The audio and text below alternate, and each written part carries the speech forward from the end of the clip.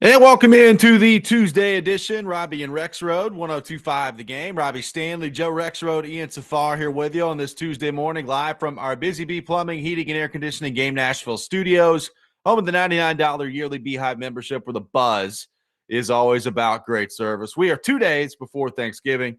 Hope everybody's having a fantastic week to this point. Joe Rexrode, good morning. How are you? Doing fine. I'm just going to give you a warning right now that for the next couple of days, Gus and Quinn may be, making cameos. So just be ready. Okay. All right. We'll see what we can do about that. They're going to poop in the show, but they might talk. Okay. So, all right. They might poop. Well, maybe both. Ian Safar, how are we doing? What's going on? Oh, good morning. Doing good out there. Wet and rainy drive in. I will say that. So be careful. Give yourself a few extra minutes. It's a little nasty out there. Hopefully it will clear up before the major rush hour gets going, I suppose. I hope so. We've had a lot of that lately. And I tried to, this is maybe, I can hold this for a little bit of a rant at some point. I tried to watch some sports last night. Realized the Preds game was on. Tried to go to the FanDuel Sportsbook app. Would not load.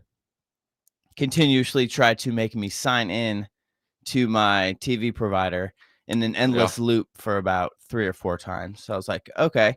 So I was like, oh, I'll move on to the football game, ESPN app. I go on there. Oh, you are not. You're some error message on that one too. So I had to wait about 30 minutes and the ESPN one finally started working again.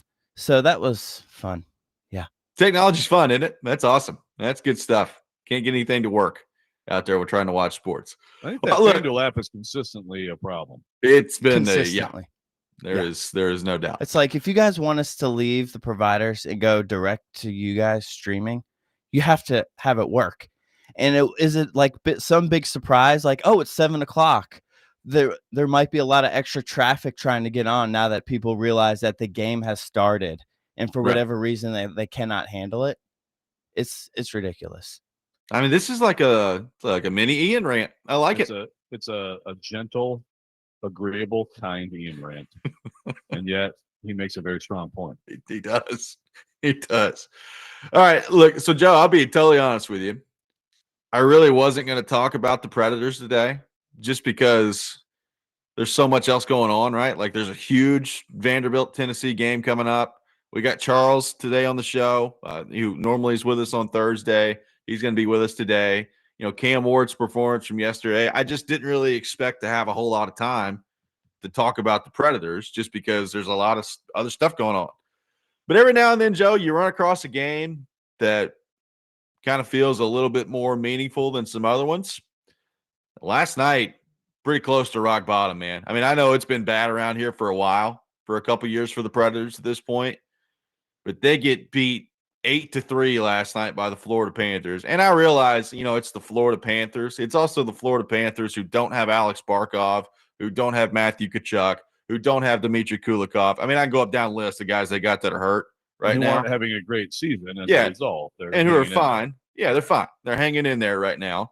But they win 8-3 last night against the Nashville Predators in a game where for the second consecutive game, they give up a goal in the first 15 seconds. Colorado scored 15 seconds in on Saturday. Predators actually responded well to that. They scored 11 seconds into the game last night. And it's just brutal. And, we've talked so much about this team's outlook and their future and all those things, but they just feel so hopeless with them last night. That was kind of the takeaway I had after the game. It was like, it's just total hopelessness. And the calendar has not even flipped to December yet. I mean, that's where we are with the Nashville Predators right now. And again, it's another game where you walk out of there and it's like, well, they can't really score all that much. Their goalie gets pulled last night. He's got a save percentage that's under 900. Vengen put it out there about his quality start percentage last night, which is just not good. You can go ahead and add another one to the list, by the way. 43 of his last 76. He has had a quality start rate. It needs to be better than that. Like when you're paying that guy that much money, it needs to be better than that. So it's complete disaster last night for the Nashville Predators. And I know it's been very bad for a couple years. Last night, total unmitigated disaster for the Predators. Yeah, and so where do you jump to from there? Now, as you said yesterday, right after it's not really an announcement, although Barry and Andrew went to the Tennessean and sort of put together their explanation for everything and talked to Alex Doherty and Jen Priesta. So that, but it's kind of post all of us realizing they're not firing Burnett. They lose 3-0 to the Avalanche. They had a great effort. So you can't look at that game and say, because sometimes you're looking for signs. And you fire a coach and everybody talks about the bump. You don't fire a coach and everybody expects it, and then people look for that too. So I guess I'm asking you, do you draw any conclusions that way after this performance, or is it just as simple as they're just bad? I mean, in other words, I guess the effort against Colorado, you could say that was even though the result wasn't good, that was a team that maybe got a burst of energy from like your coach's staying. I don't know, or maybe you shouldn't look into those things at all. I mean, how do you view that? Well, it's a good question.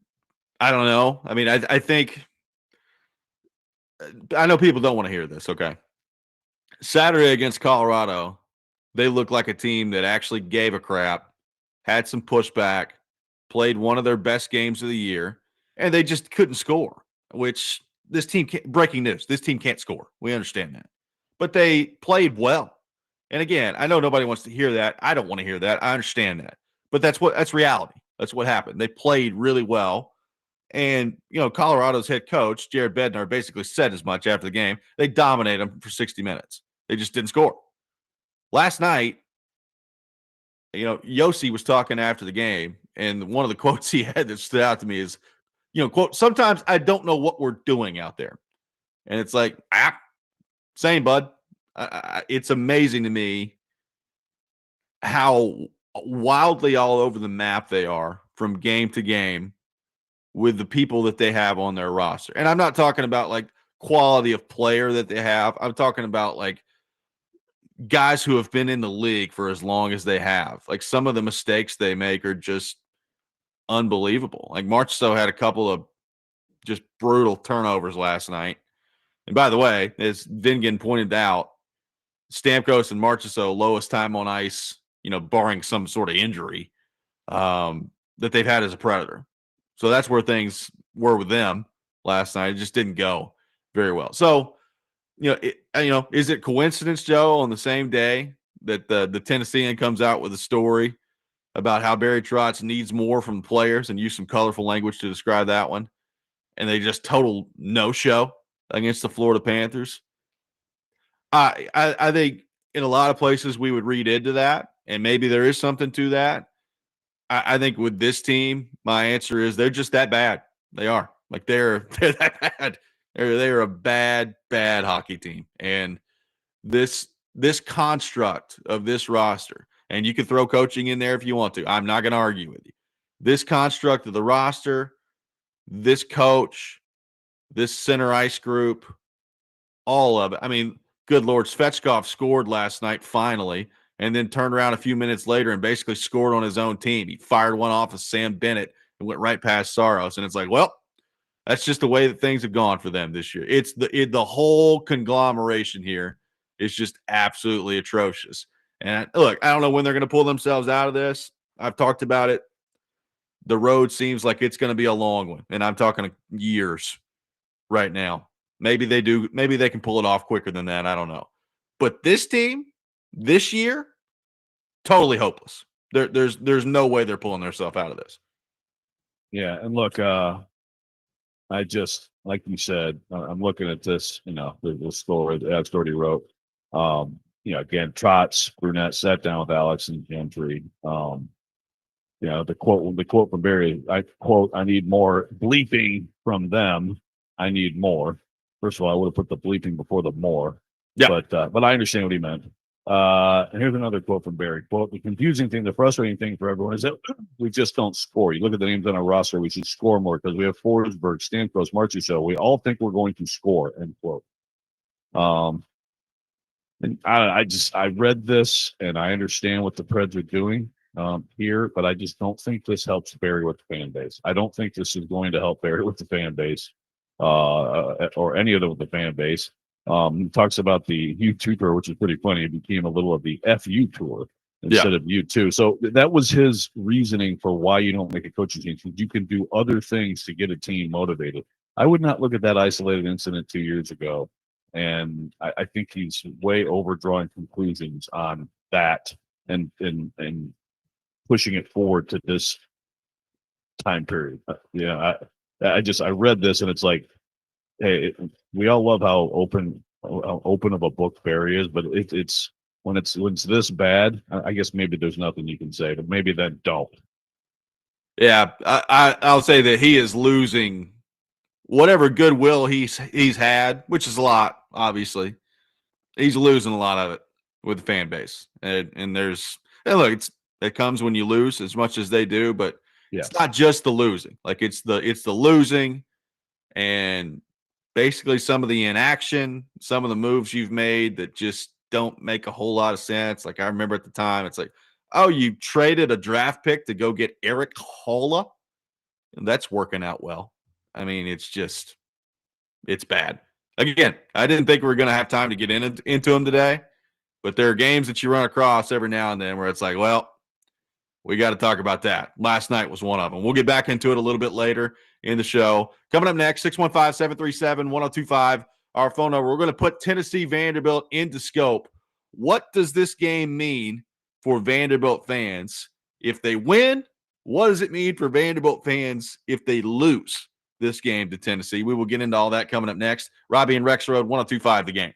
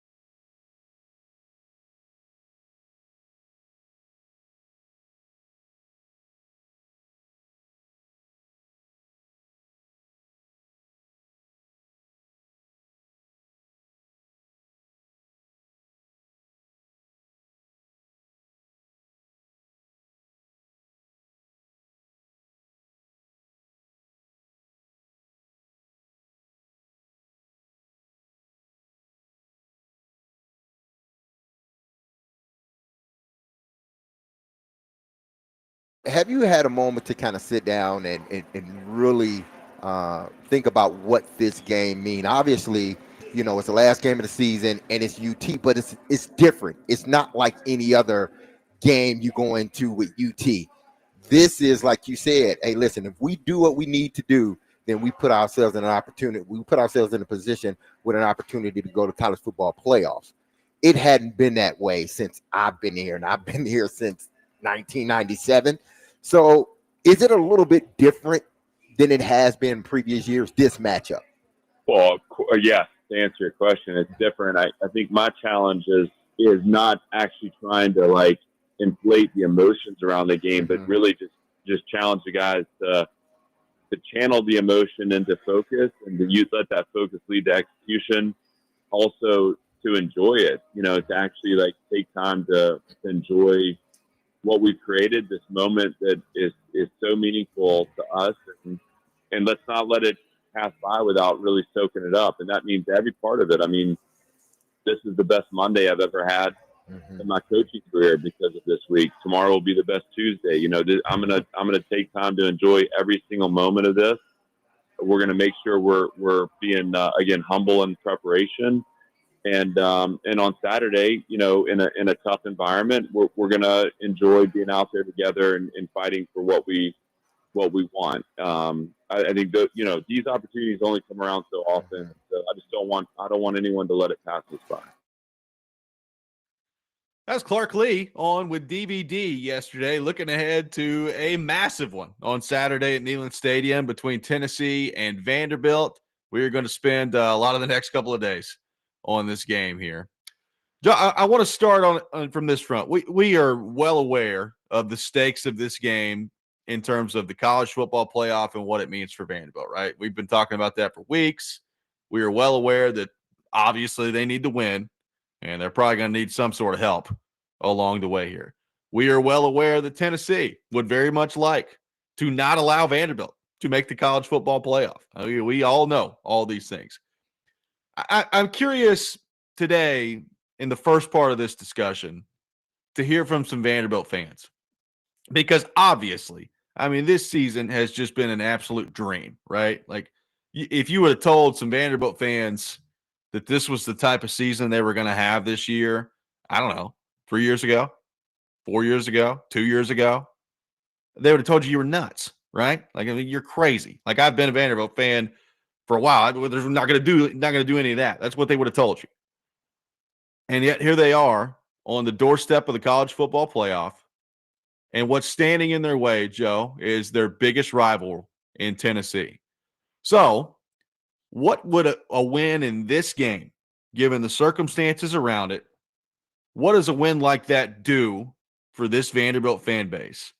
And on the converse of that, taking everything that's happened in this magical season, if it ends in the regular season with you losing to Tennessee, and that's how you don't make the college football playoff, how do you put that into scope if you're a Vanderbilt fan for this year? Yeah, well, it's the biggest game in school history. Again, someone who's like really, really old could argue with me on that and go back to, actually, we played like Sewanee in this 1918 just massive game. You need to know your history better than that. But I will say, sorry, stop. Well, this is going to be real fun. This is easily the biggest game in school history. To your point, if you win it, it's the biggest win in school history. I mean, and to win in Tennessee, I think unfortunately it is hard to separate.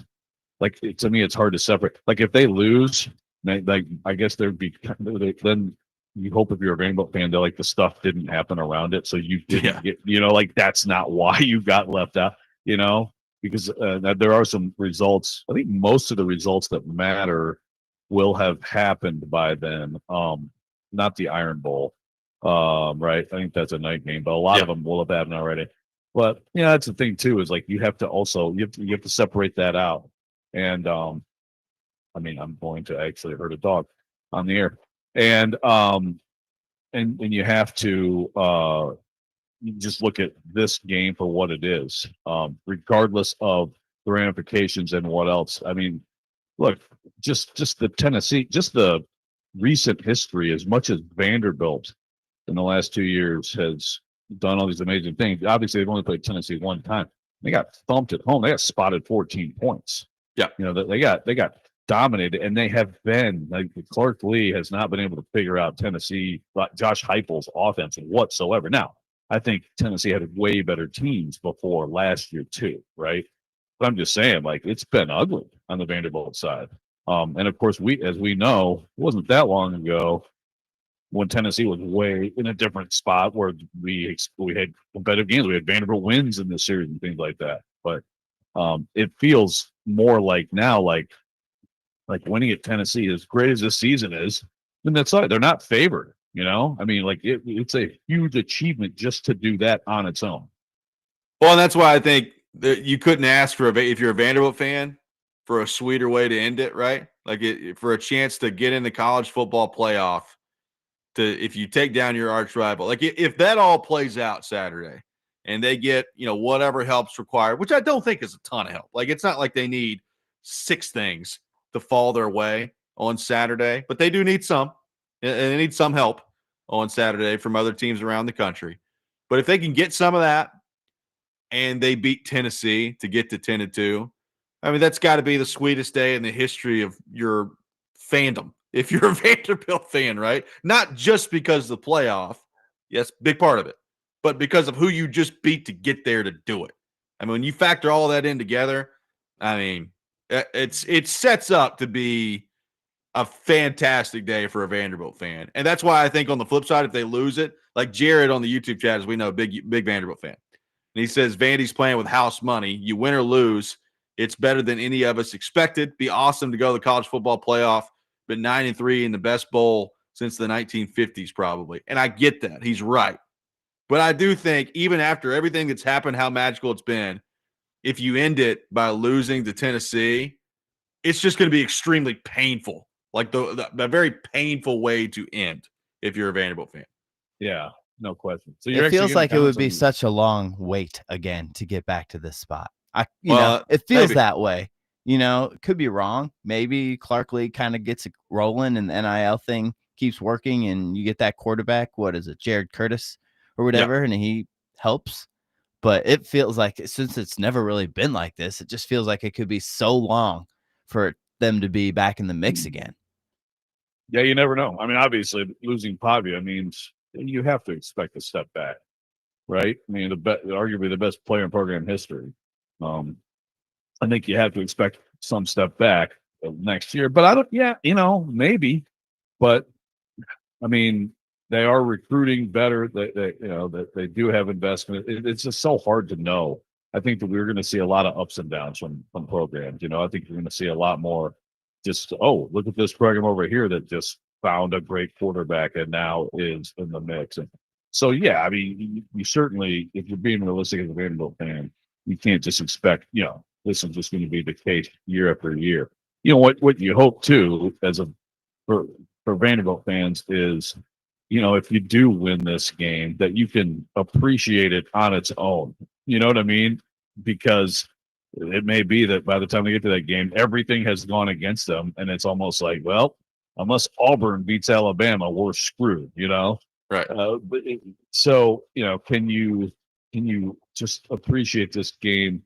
Because look, the bottom line is they are going to have one last convening of that committee, and they're going to it's supposed to wipe the slate clean and say, okay, now look at these teams. Here's the 10-2 team. Here's the 10-2. On. You never know what might happen. You hope that the playoff thing doesn't almost take away from, this game itself in what it is as a game. 615-737-1025 is our phone number. So Tennessee Vanderbilt coming up on Saturday. Vanderbilt, what does this game mean for you in terms of, man, the high of a win, the devastation of a loss? Also, Tennessee fans, what's at stake for Heupel in this game? We'll get into all that coming up next. Robby and Rexrode, 1025 The Game.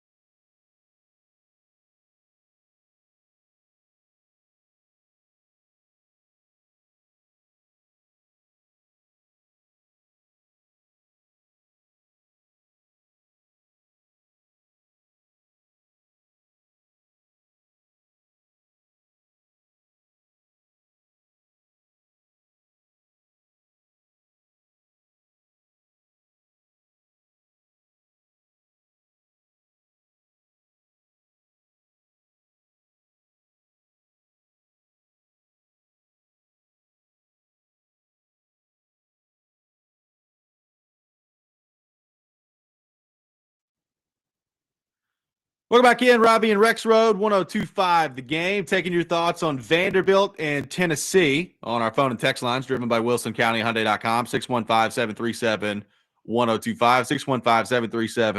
615-737-1025. Trying to put into scope, what does this game mean for Vanderbilt fans? We know what's at stake with the college football playoff, but you got your arch rival coming up with a chance to punch your ticket to a 10-2 record, and then see where the chips fall as it relates to the college football playoff.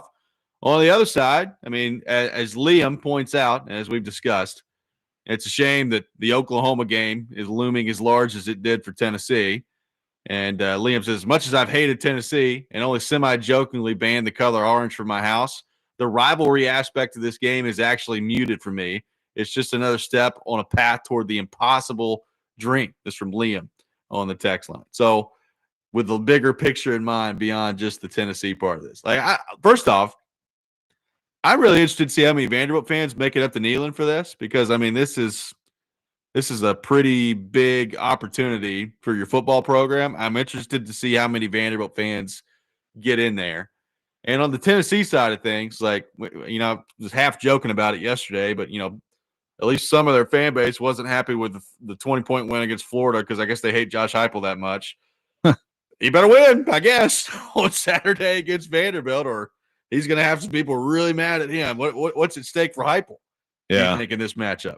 No, a lot. I mean, I think it's a big deal for him that he beat Florida. I mean, although, again, as you pointed out yesterday, some people still found a way to be unhappy, but that's a big win for him to end that history. And again, you put it in the full his total record in the biggest games for Tennessee. I mean, to me, that's a big deal. You've got 2 wins over Alabama. You have at this point not even come close to losing to Vanderbilt.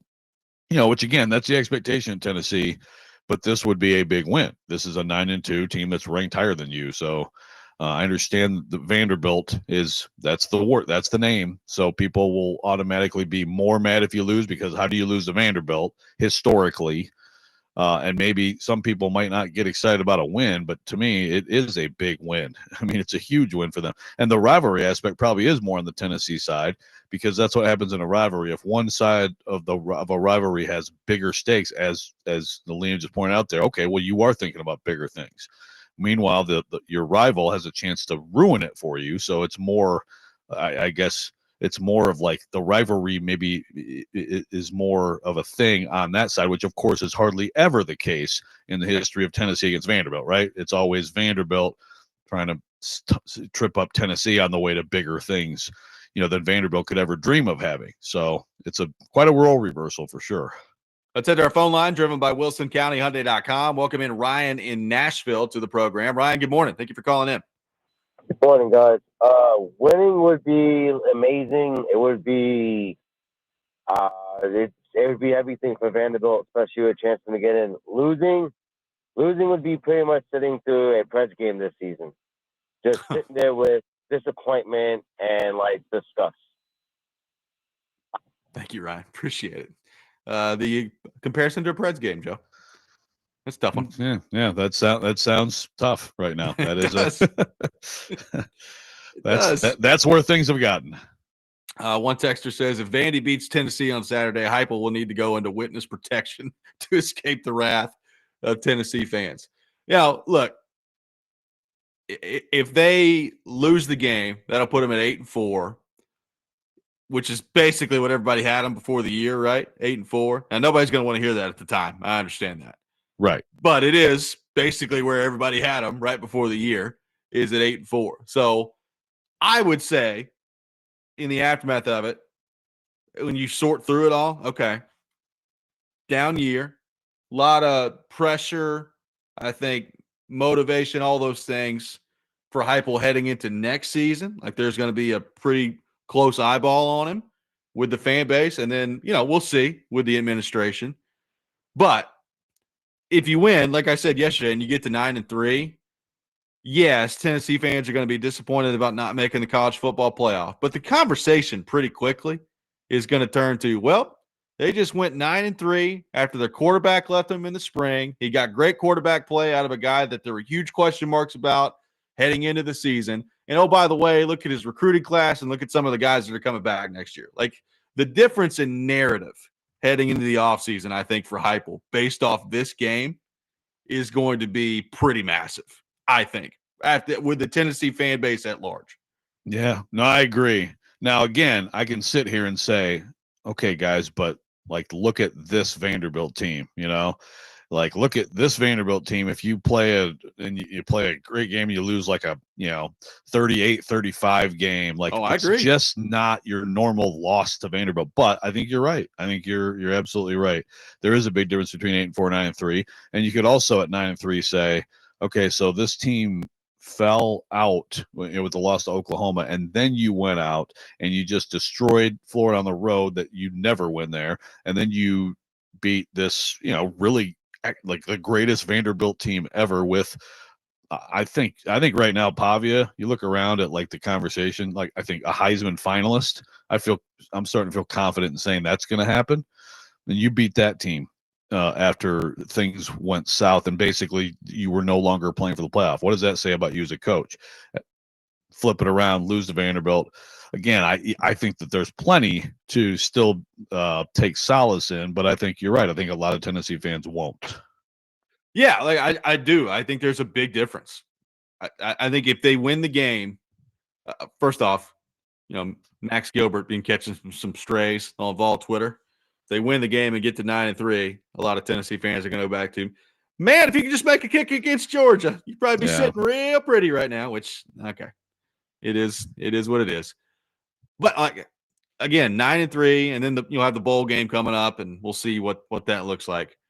But if you win against Florida and Vanderbilt to close out the year, I just think narratively, even with Tennessee fans, who some of them are insane, as we discussed yesterday, the majority are going to look at it and say 9-3, Joey Aguilar, you got a heck of a roster coming back. You got a really good recruiting class coming in. Now, there will be pressure on Heupel to capitalize on that and get into the playoff. But I'm just saying narrative-wise in the offseason, it's a huge difference on Saturday with his fan base. And I don't know how much that matters.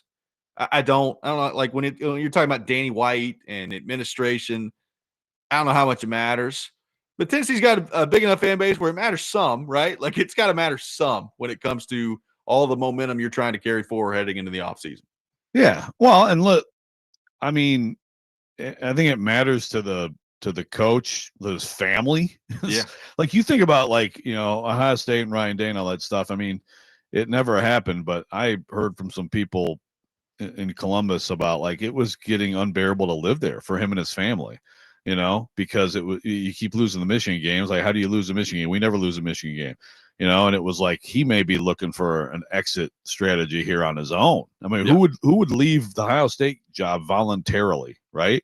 But that's how it can get. And so, and I'm not saying like Heupel's going to start getting accosted at the mall or something, but like, yeah, like that negativity. Yeah. Yeah. Just trying to pump gas, man. Leave me alone. Rip the little, barbecue sandwich out of his hand, You get no brisket. But that stuff, no, I mean, I don't think it's like affecting like Danny White's, view. I mean, I don't think that's the case, but negativity, as we've talked about many times, it can snowball around a college football program. And I do think that you win this one and it's like, it's disappointing. Yes, you can talk about the missed field goal against Georgia. You can talk about how the thong song played when Oklahoma came in and that kicker just kept, hitting all those field goals. I mean, it's so close, right? You could agonize over it, but still, that's pretty freaking good. When you lost Nico, if you told people that, I mean, a lot of people would have said, okay, that sounds fine. Well, and then look on the coaching part on the other side, obviously I think everybody's waiting, if you're a Vanderbilt fan, on pins and needles to figure out when Clark Lee is going to get a contract extension. Like, is that going to happen at some point? Because the longer it doesn't happen, I think the more nervous you get if you're a Vanderbilt fan. But beyond that, just assuming that he's going to be back and that he's going to be the Vanderbilt coach for a long time, which is currently the assumption that I'm making. I do think there is a little bit of, if this team, with how good they are, with that quarterback, with Diego Pavia, if they don't beat Tennessee this year, when are you beating them, right? Is there not some of that if Yeah, you're a Vanderbilt sure. fan too? So I think, Sure. it's important for different reasons for these coaches. But I think it's important for Clark Lee from that standpoint because, as you pointed out, this matchup has not gone well. And a lot of that is talent driven, but it's not gone well for Clark Lee. So I think it's important for him for that regard too. Yeah, no question. I mean, again, like Vanderbilt has 9 wins in the regular season. That last happened in 1915. Right. They've never won 10. So there's 2, we know that there are at least 2 opportunities to get to 10. So there's always perspective. But at the same time, it's just like any other place. Clark Lee has raised the bar. And so again, you get this rare opportunity. And this is Tennessee losing Nico and with their whatever 5th, 6th choice out of the portal at quarterback. Now he's been mostly really good. And they're a really good team, but yeah, and it's on the road. But still, like if this is your greatest team of all time, and this is going to be a team that lives. I mean, it will. This is going to be a team that people remember. These 2 years, they're going to remember for a long time. But how do you not have a win over Tennessee as part of that? 615-737-1025. We'll take more of your thoughts on Tennessee and Vanderbilt coming up on Saturday. We'll get into a little bit of Cam Ward's performance coming up at the 7 o'clock hour as well. Charles Robinson from Yahoo Sports coming up at 8. All that ahead. Robby and Rexrode, 1025 The Game.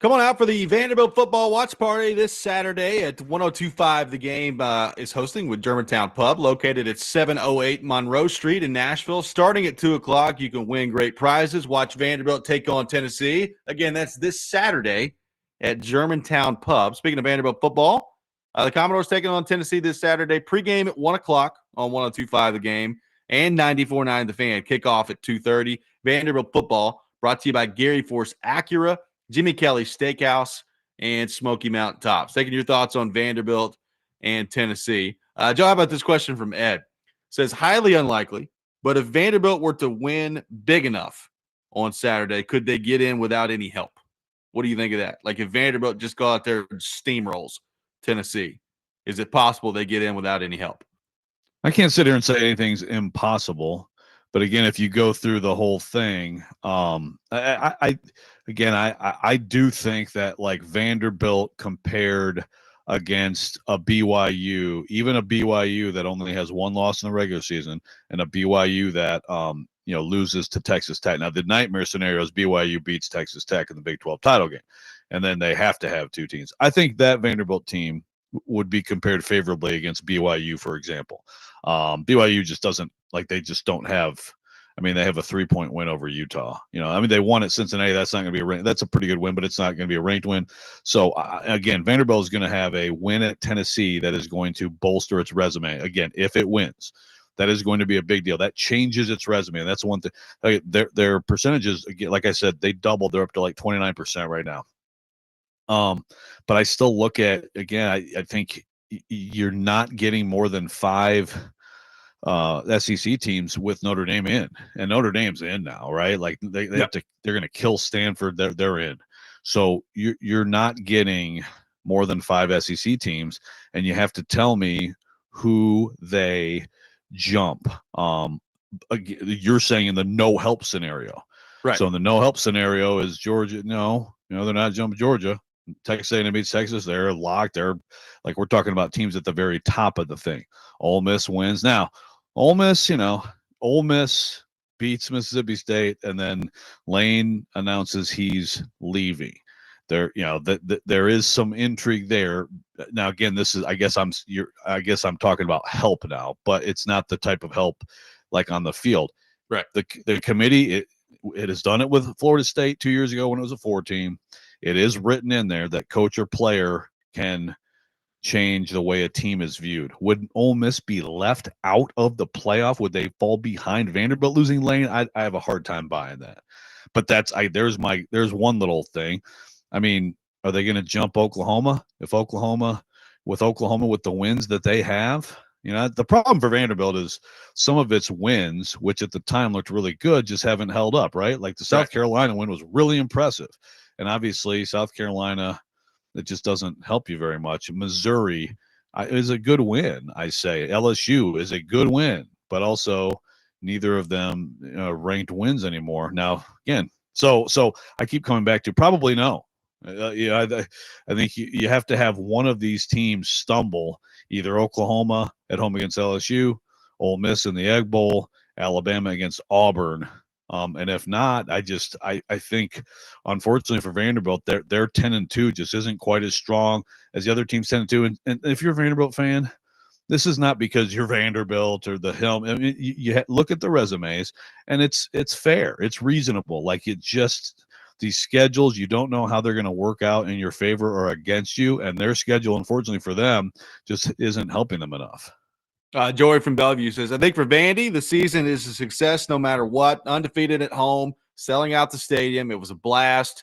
And for the Vols, I think there's disappointment that they didn't make the playoffs again, whether they win or not. I would agree with most of that, right? I mean, look, Vanderbilt's season is a success, whether they get in the college football playoff or not, whether they beat Tennessee or not. I mean, it's a success. So we all understand that. Like, obviously, Tennessee wanted to be back in the college football playoff, and they're not going to get there. So all those things I would agree with. I'm just saying, now that you've gotten to this point, if you're a Vanderbilt and you're 9-2, 10-2's on the table, if it ended by losing to Tennessee and you're 9-3, which again, great season, right? Great season.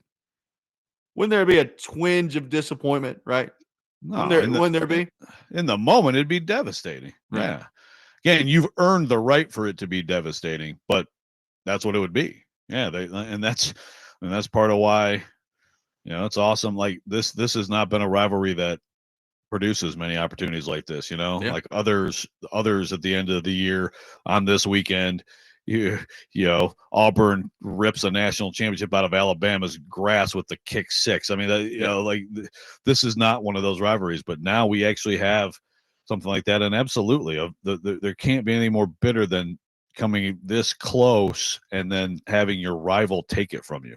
Well, and Joe, it's Tuesday now, and yesterday I'm looking all over the place. And first off, I've seen way too many conversations about Diego Pavia's mom so far this week, so I'm going to try to avoid that throughout the rest of the week. Oh boy. But number two, Tennessee fans absolutely hate Diego Pavia. That is one thing. Obviously his comments that he made on Bussing with the Boys are coming back up this week of, Vanderbilt's going to run the state of Tennessee soon. And, Tennessee fans have been bringing that up all week. The individual storyline of, I guess, like Pavia versus Tennessee fans.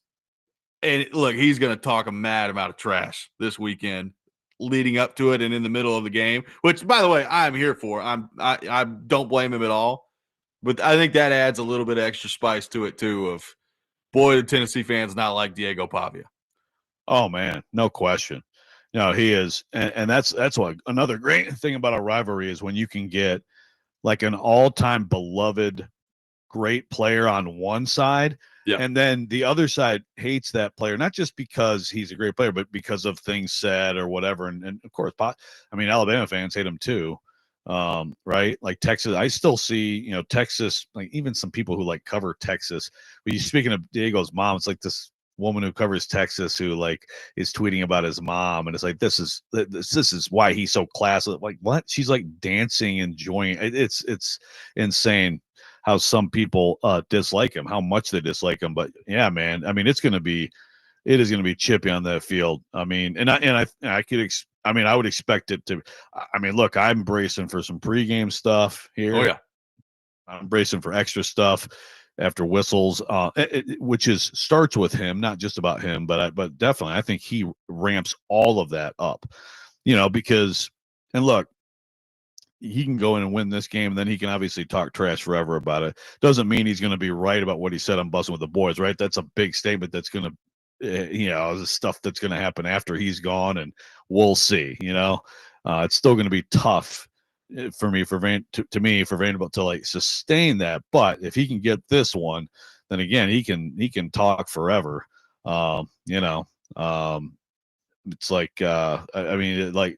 And on the Tennessee side, it's just I'm trying to think of like who for Vanderbilt has Tennessee truly hated. Like I remember a few years ago, obviously Jawan Jennings, that whole thing, the stomp on the chest, and like Vanderbilt fans hated it, but a lot of people hated him, right? He talked a lot of trash.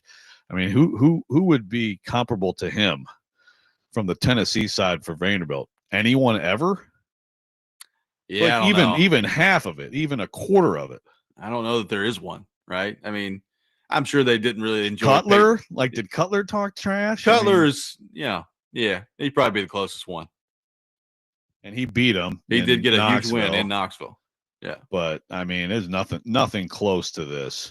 And again, you're also, by the way, like if you're Tennessee, I'm just looking at our Heisman thing. I mean, Pavia is, right now he's third, but he got 5 first place votes from our staff this week. Yeah. Like he's got a shot. He's got a shot. And so if you're Tennessee, you have a chance to blow that up too. 615-737-1025 is our phone number. We'll take your thoughts on Tennessee and Vanderbilt throughout the show. We will get back into that matchup a little bit later in the program. Coming up next, we'll get into Cam Ward. Did Sunday's performance give even some of the skeptics in the Titans fan base maybe a little shot in the arm? We'll get into that coming up next. Robby and Rexrode, 1025 The Game.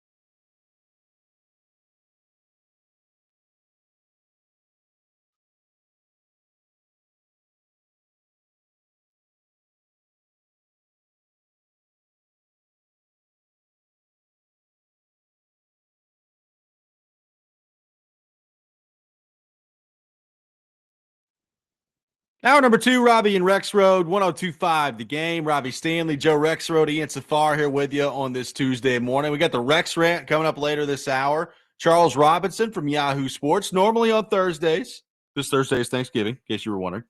And he will be with us today on the program. We will get into all things Titans, all things NFL with Charles. So looking forward to that a little bit later in the program. Joe, speaking of the Titans, how much of Sunday's performance was maybe a shot in the arm for this fan base, who, by the way, just, again, we've talked about this a lot over the last couple of years.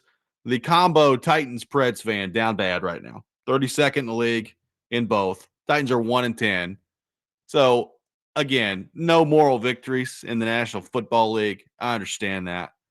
But at this point into the season, like, really what matters with this team right now is how good is Cam Ward? Is he making any sort of progress?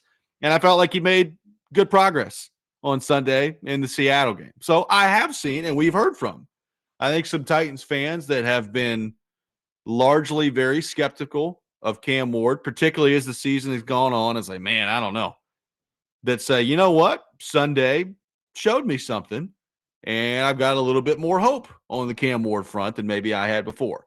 Again, personally, Joe, I don't want to overreact to it.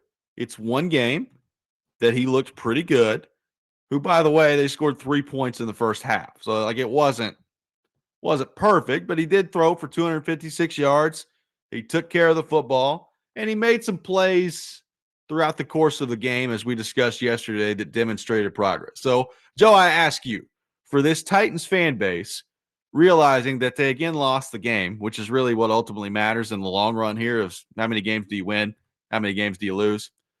How much of a shot in the arm do you think Cam Ward's performance was for this fan base on Sunday, trying to look ahead and see if there's any sort of progress that's going to be made through the rest of the year?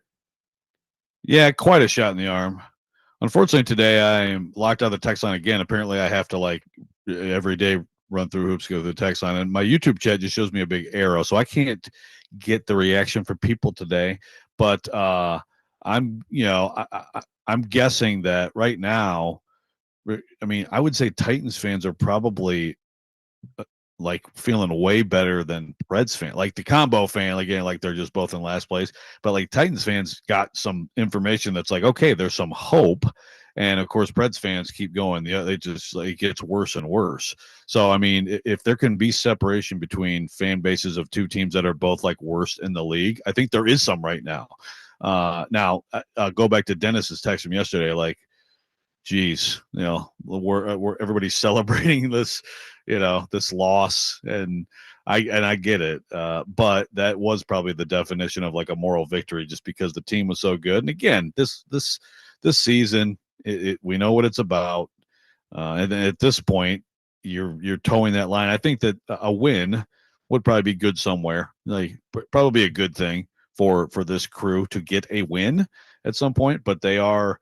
I think he's improving. There's some other players who are giving you some excitement, and then they continue to stay on course for the number one pick. I mean, that's sort of the balance you're striking right now.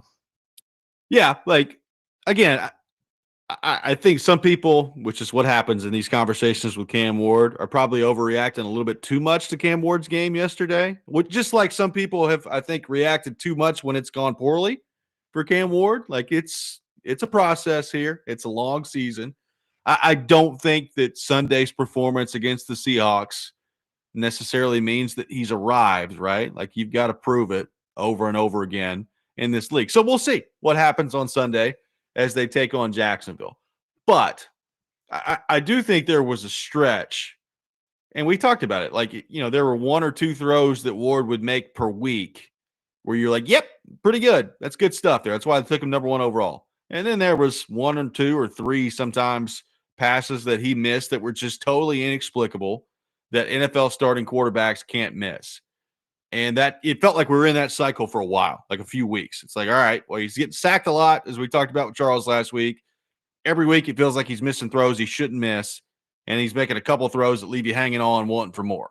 And I felt like we graduated from that on Sunday, at least for one game, where he didn't really miss that many throws that you felt like, oh boy. Like, I could think of a screen pass to Tony Pollard where He sailed it, and I don't really know what happened on that play. But that's about it. Like, that's the one I could think of off the top of my head that you could qualify as a miss.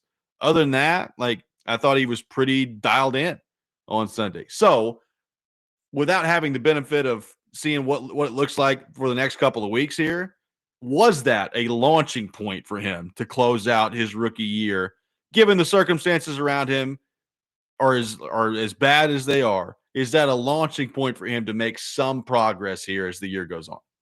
Yeah, you certainly hope so.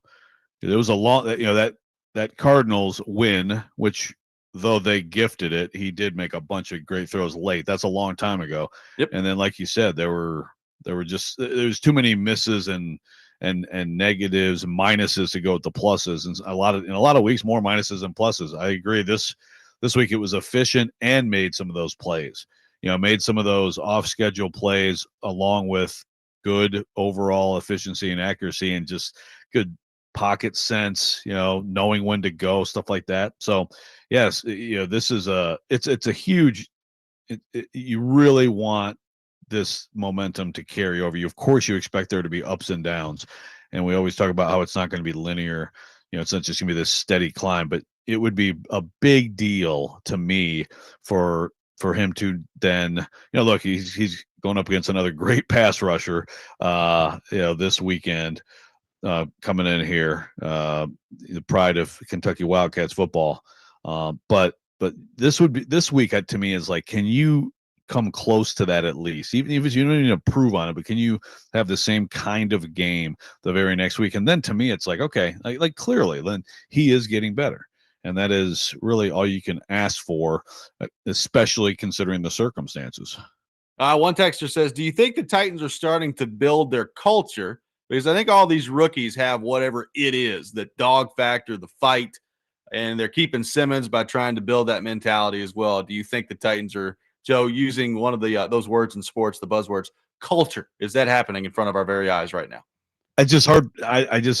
They're about to get a new coach. They're about to get all new people in the building, So yes, I mean, when it comes down to it, as any coach will tell you, you better have players who are leaders, who are dogs, who are great players.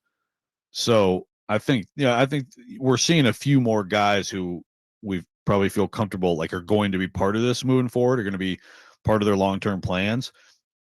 But I also still think like the next coach is going to change a lot of things, and that's going to be a big part of it, and a whole bunch of new players coming in too, right? Obviously, this roster is going to turn over pretty dramatically, I think, in this offseason.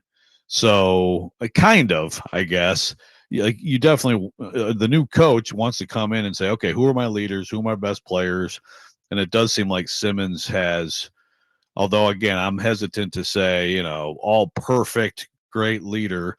He has ascended in that way. And I think if you're a coach coming in, you got to be able to lean on him. And you know what? A year ago, I would have said a coach coming in here, probably he wouldn't have been one of the guys that you would have leaned on necessarily. So that's a good development. Good stuff from Simmons last night. He got a front row seat at the Predators game. Thanks for the help, Jeff. A lot of losing that guy's either party to or watching going on out there. Feel bad for him. Go to a wrestling event. Showed him on the lose. Jumbotron at the end of the first period. And I was like, Jeff, you might want to go home from this one. You might want to just take it on to the house, buddy. Did he slam a beer? Nope. He just kind of looked up like, hello. How are you? So tough night for the Preds. Yes, tough night. Oh, man. Yeah, I mean, Wesley Clarkson says we had hope with Levis in his first year. Then he had a coaching change, and you saw what happened in his second year. Yes. Now, the coaching change has already happened very early in his first year.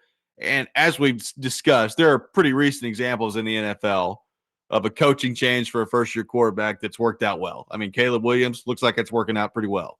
Drake May, it's worked out well for Drake May with a coaching change after his first year. So I'm not saying that the coaching change is unimportant. Obviously, in a dream scenario, you don't want your first-year quarterback having to deal with a coaching change, a play caller change. By the way, he's going to be on play caller number 3 by the time the head coach gets hired around here. We're going from Callahan to Hardegree to whoever's calling plays for the next year. So clearly that's not ideal. It's also not as insurmountable as I think some people maybe make it out to be, as we're seeing right now in the NFL. No, not at all. I mean, look, where he knows this. He knows this is the deal, So I do feel like what Corey said yesterday, and we talked a little bit about. I feel like there's a little bit of a blueprint maybe being put out there by what they're doing. They seem to be doing a little bit more stuff that suits him. That they've even talked. I mean, Mike McCoy's talked about. He did this at Miami, did that at Miami. Sure, why not? I mean, and which doesn't speak well to me of Brian Callahan and trying to be like, this is the offense. I mean, coaches who are like, this is the offense, you run it. That's not the right approach. So the next offensive group, whether it's an offensive head coach or it's just an OC, with a defensive coach, you can see some of these things on film and say, okay. I mean, people are generally logical in this business, I think, and so I think these guys, these coaches, for whatever it's worth, I think they are doing some things that are helping him. And so then the next coaching staff should be able to take it and run with it. And then, I mean, he'll be fine when it comes to that. And like you said, a lot of times these things turn out better and you just have to deal with that stuff. I don't think, losing Bo Hardigree as a play caller is going to be a devastating thing for Cam Ward's career. So how much of a shot in the arm did Cam Ward's performance give Titans fans on Sunday? We'll take your thoughts on that. 615-737-1025 is our phone number. You're listening to Robby and Rexrode, 1025 The Game.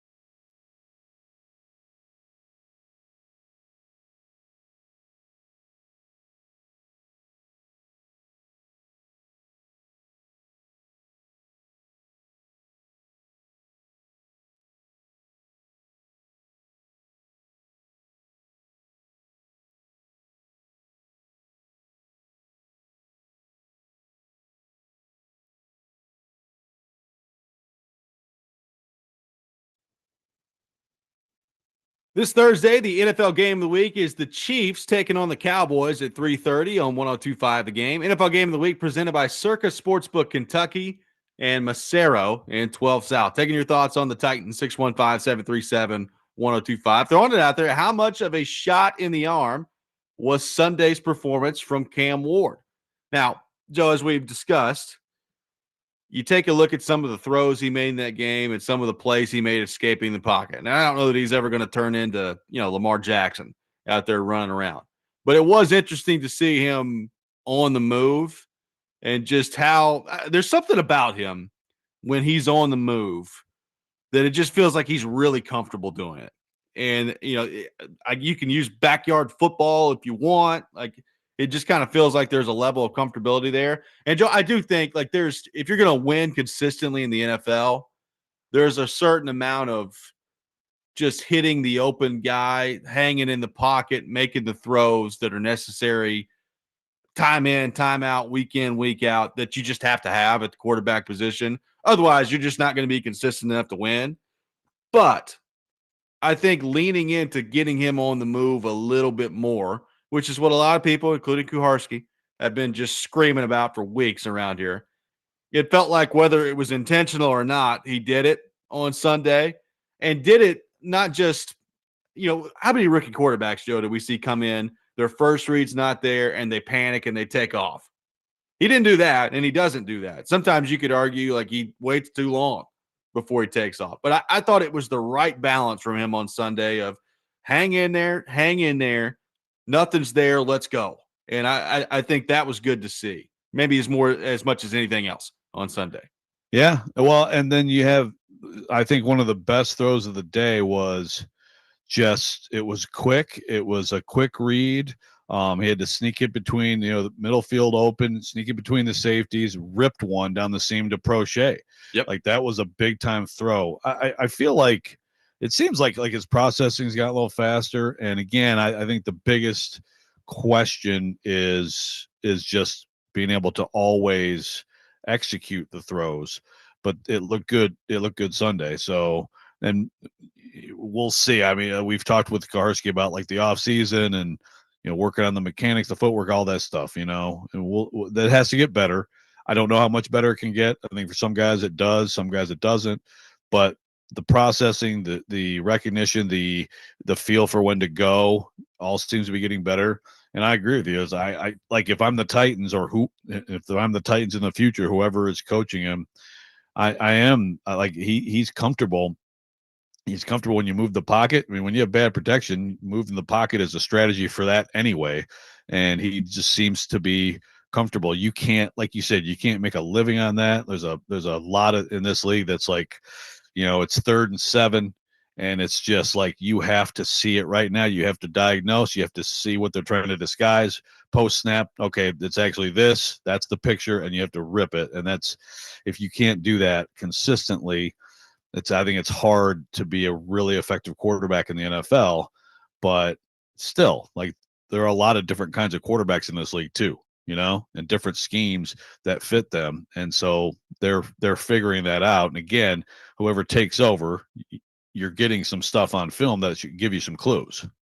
Yeah. Well, and also, we've made such a big deal about completion percentage all year, against two pretty good defenses the last couple of weeks. It's gone up a lot. Now, in the Houston game, especially, a lot of quick stuff in the Houston game because they were scared to death, deservedly so, of those two tackles coming in and wrecking the game. But you're talking about a 64.9% completion percentage against Houston.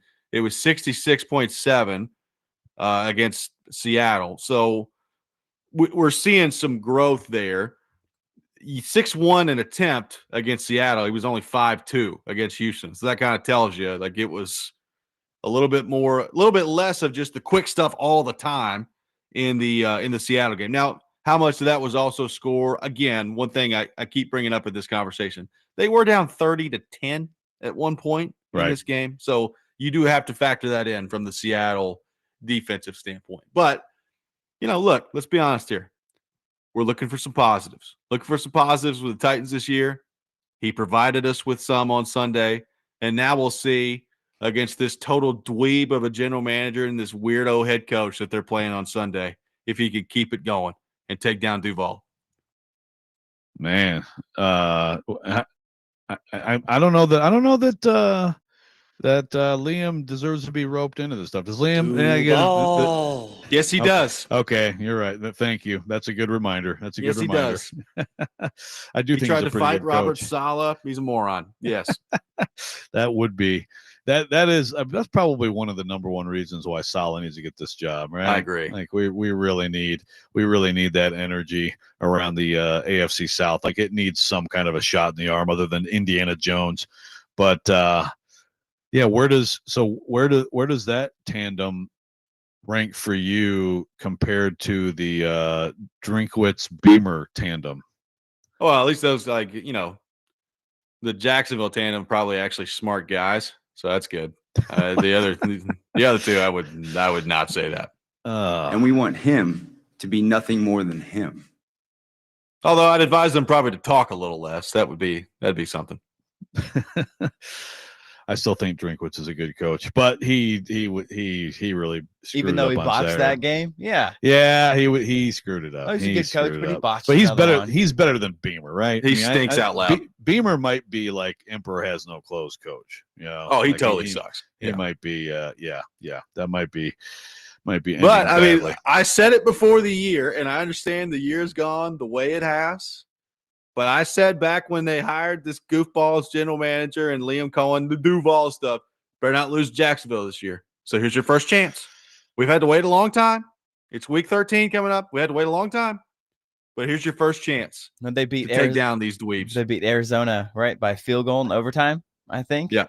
Well, but despite what did Trevor Lawrence throw? I know they had 4 turnovers. Was that all Trevor Lawrence? He had 3 picks and then some other turnover.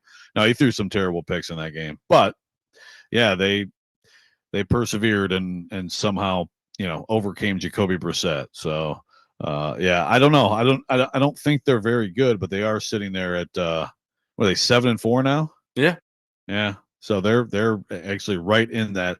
So from that perspective, I guess if you're a Titans/Vols fan, this is spoiler weekend.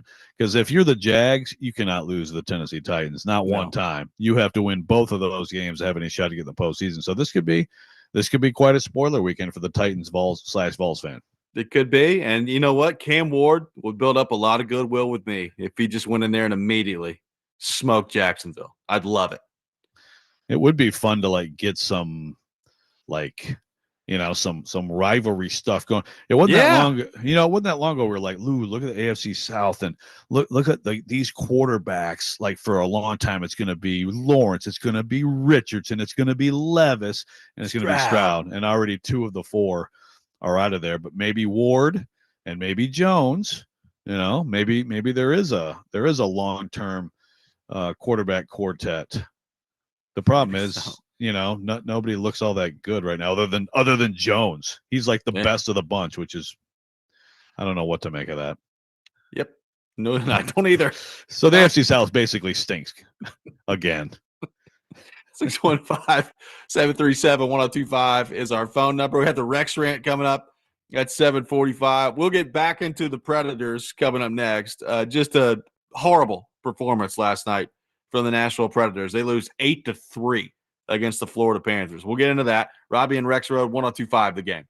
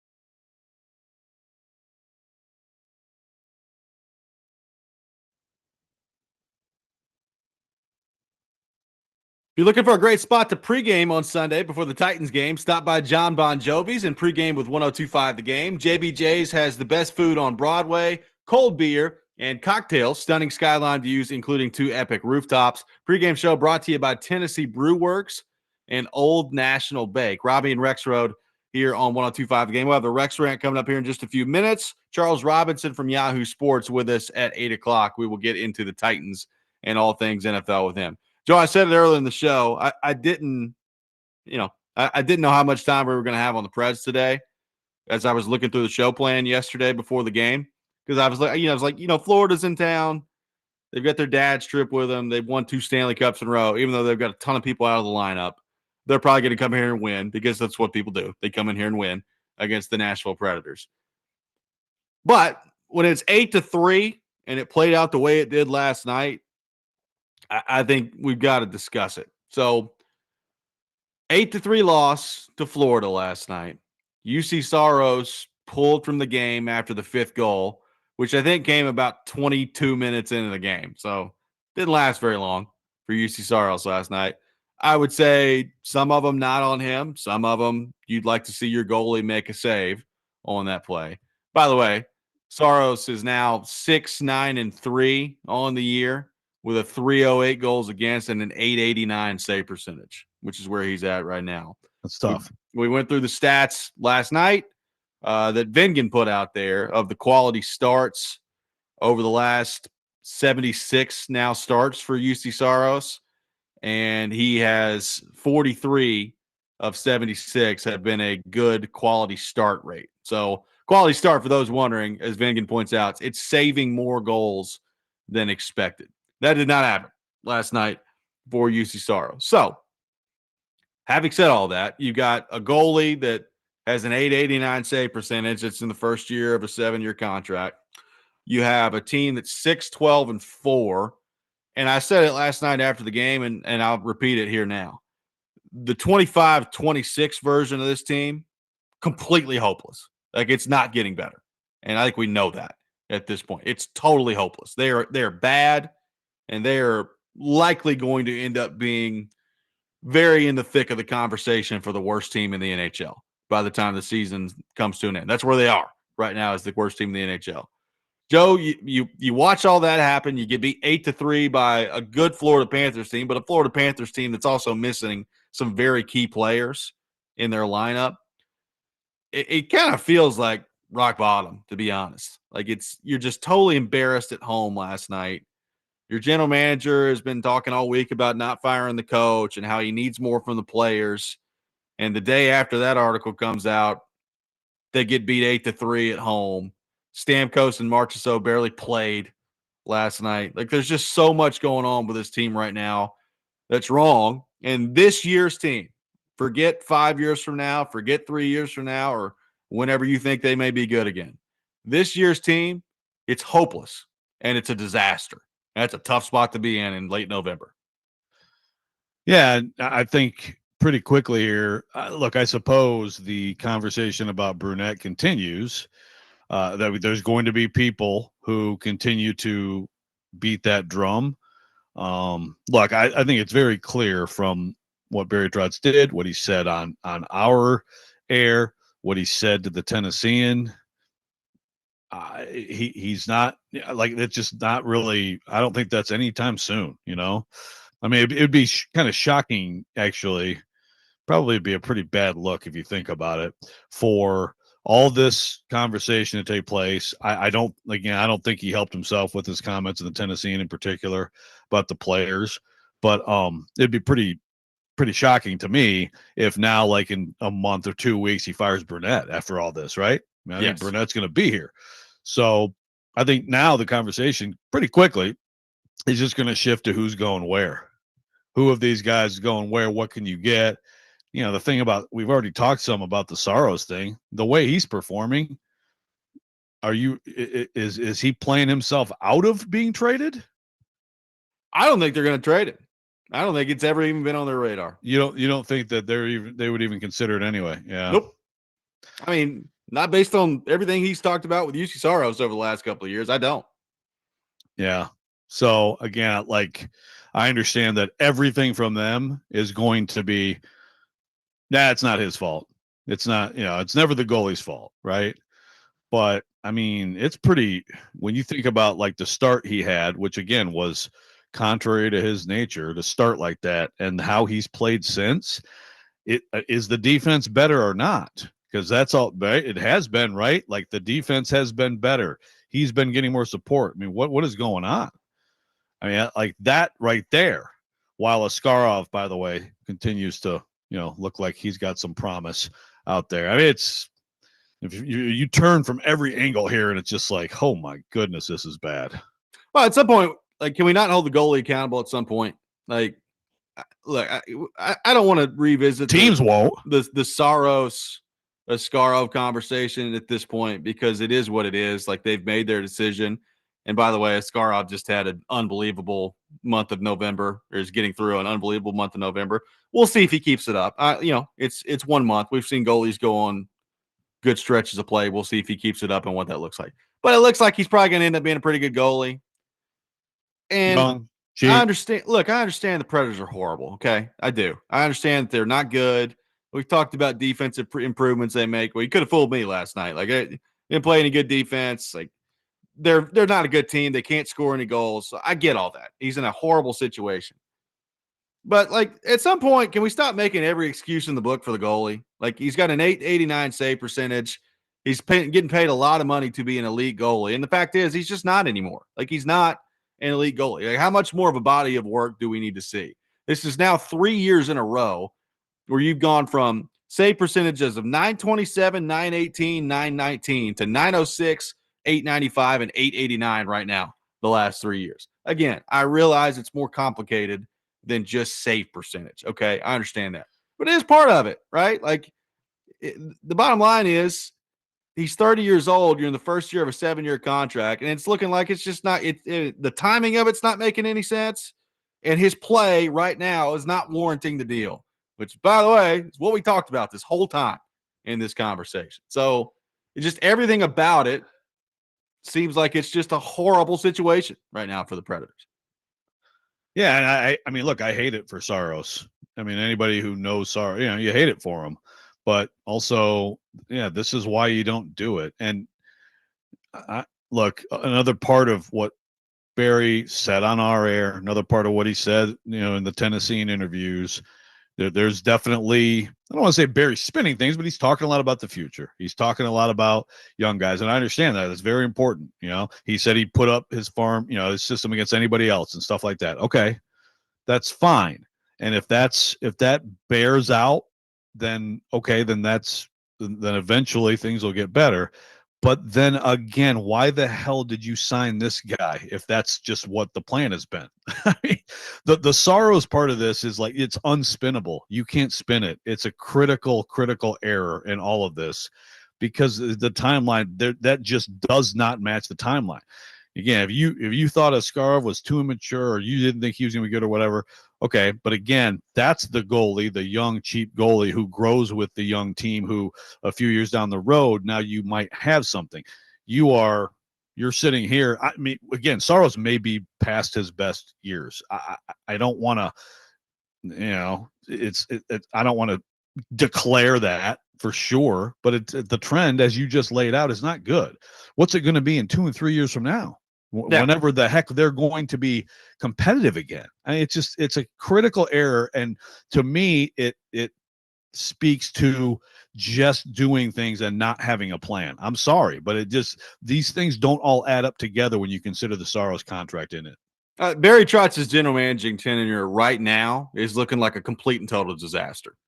I mean, there's no other way to put it. It looks like a total disaster. I mean, the only thing at the moment that you're holding your breath on, which is, we'll see how long it lasts, but it's like, are any of these draft picks going to end up being good? Like, are they going to have a good nucleus here in a couple of years? And I don't know the answer to that. I like, as we've talked about, I like a lot of their prospects. How many of them are great players? Well, we'll find out. And how long is Bill Haslam going to wait? That's the other part of this. Like, we're pretty clearly heading to a time in this franchise where it's going to take some rebuilding. And I know that they've wanted to avoid using that word, but that's what it's going to take. It's going to take some rebuilding here. So how long is that rebuild going to take? And how long does Bill Haslam stay patient through all this with Brunette and with Trotz? But right now, I mean, look, at some point you got to call a spade a spade. Like, it's been a disaster so far for the Predators. Yeah, 100%. And if you're Steven Stamkos, and I want to make excuses for Steven Stamkos, but you see, this Barry Trotz comment in the Tennessean about, basically freaking score. I mean, we have Stamkos marching, so freaking score. I mean, if you're Stamkos, you're reading that like, hey, Barry, could you give me a centerman possibly? Like someone at all who could help me score, right? I mean, so like to me, the whole thing, well, certainly it speaks to the sell-off is coming here real soon. I mean, we knew that anyway, but I mean, I until that happens, I just can't believe that it'd be a very good feeling around that place right now after all that's taken place. 615-737-1025 is our phone number. 615-737-1025. We have the Rex Rant with Joe Rexrode coming up next. Charles Robinson from Yahoo Sports with us at 8 o'clock. All that ahead. Robby and Rexrode, 1025 The Game.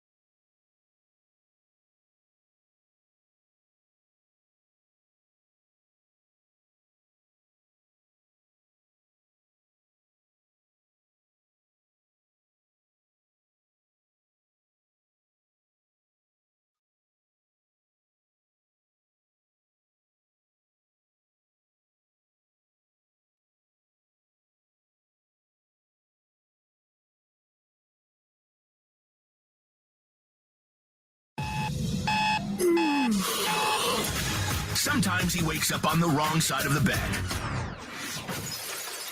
And sometimes he's just, well, Joe. Awkward moment. Let's do it. This is the Rex Rant, now on Robby and Rexrode. There's no faux outrage. You're outraging me, mother farter. Shut up. I do think you should be pretty nervous if you're a Vols fan. Don't talk to me about that. I'm funny how? I mean, funny like I'm a clown. I amuse you. Am I a clown to you, Mike? I have a good relationship with Amy Adams Strunk, so I do not think it's my camera. We're switching from one bun to the other. She does not disrobe anywhere near me. Take off your robe. The lower area is perfectly covered. How about my rant is me slapping you? It is time for the Rex Rant, brought to you by Functional Medicine of Tennessee. Rise up to better health. Check them out at functionalmedicineoftennessee.net. Speaking of Functional Medicine of Tennessee, they're offering a holiday special, a 5-month functional medicine package, normally $5,000. You can get it for $4,000 plus an additional 10% off if paid in full. So make sure you keep that in mind. Joe Rexrode, I turn things over to you. So many things, they take it out of context. They just sound way worse, Like if you put all those comments in context, I'm sure they were totally reasonable and it was a mature, professional conversation. Always is. Here on the program. Okay, I think we need to quickly get back to the Preds, but I guess this is another revisit, but I have to do this after a long drive. And I guess I would put this out to maybe Mark, for example, Mark from Nashville, a good friend of the show and listener who I know drives a truck. So I guess maybe he can help me with this. So maybe you don't do this, Robby, but here's what happens for me if I'm on a busy highway and I'm coming up on a car that maybe I'm just going maybe a little bit faster than that car, but there are cars behind me that want to go faster than me, right? They're so when I get to that car, to the point of passing that car, I will accelerate a little bit. Not crazy, but I'll accelerate a little bit to go ahead and get past the car, get myself in the right lane. All you people, you want to go 88 on the highway? Okay, I'm a relatively, people make fun of me being a grandpa driver sometimes, but I go faster than the speed limit. I might sometimes flirt with 80. Okay, some people like to go 88. Fine. So maybe I'm going 75. I'll rip it up to 78, 79, get past the car, get in the right lane, go ahead. For some reason, it just seems like in the truck driving industry, it's almost like pleasure is taken in a truck to the right is going 71. Like it has to be malicious that you are going 71.5 miles an hour and you get into the left lane and then you just make sure that it takes you about 20 freaking minutes to pass that truck. Now look, I'm sure there's some some people would say, well, I'm whatever my speed is, I'm not changing it. I would ask that maybe you would have a little bit of consideration, especially if you're on a 2-lane freaking highway and there's about 30 cars that are just crammed together, just trying to go like 73, 75, just to move.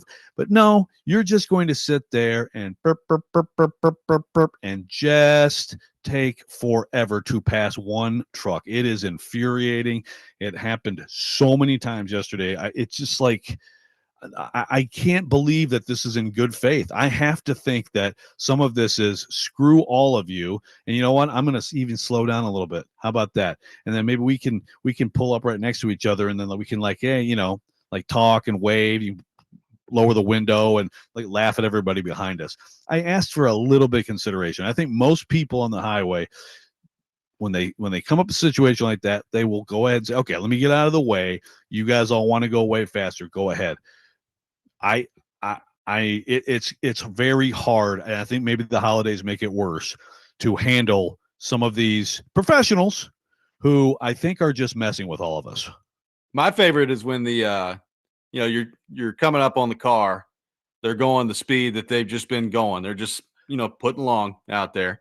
And then they see that you're trying to pass them. So then they speed up. So we're just going side by side. And it's like a drag race at that point to see who can get out there and get faster. So I was like, oh, you've been going 64 over here the whole time. But now that you see I'm trying to pass you, you're going to speed up to 75. That's when I want to fight people. If anybody does that who isn't like 16 years old, they should be slapped. Yeah. Like that's what a 16-year-old does. Well, there's too many people on the phone. They get distracted. They're looking at the phone and then they realize it and then they speed back up.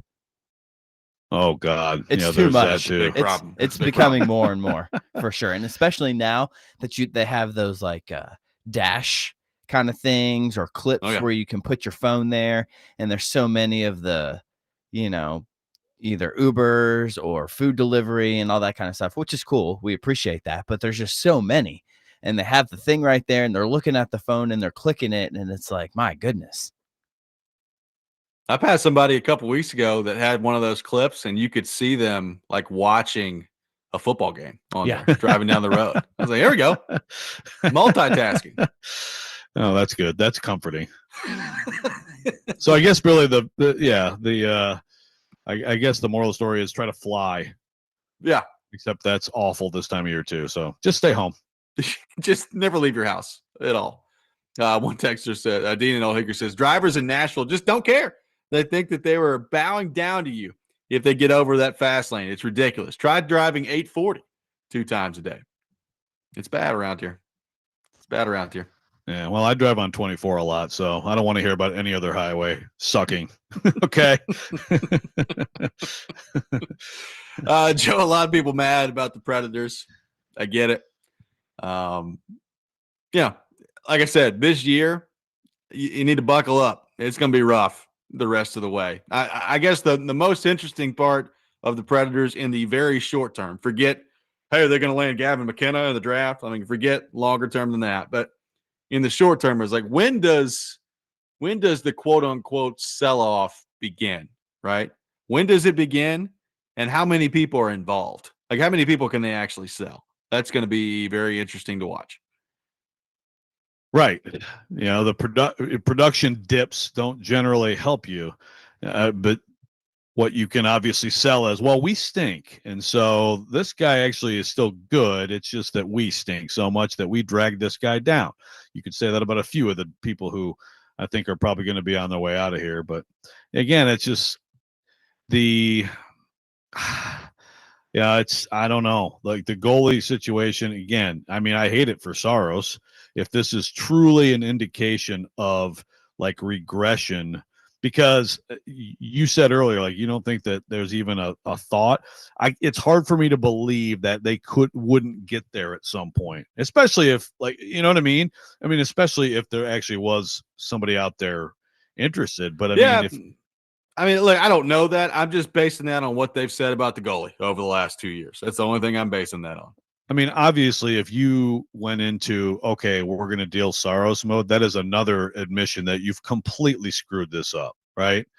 But at this point, I mean, I think you have to try to do anything you can to fix it, because I mean, look, that's great that they're excited about their prospects, and certainly I think they have some promise there, some hope there, but you're, like it or not, you're headed toward being an absolutely 100% rebuilding franchise. So once you can see that, then I think anything should be on the table. I agree. 615-737-1025 is our phone number. Charles Robinson will join us coming up next, normally on Thursdays, Thanksgiving week. So Charles, kind enough to join us on Tuesday. We will get into the Titans and all things NFL with him coming up next. Robby and Rexrode, 1025 The Game.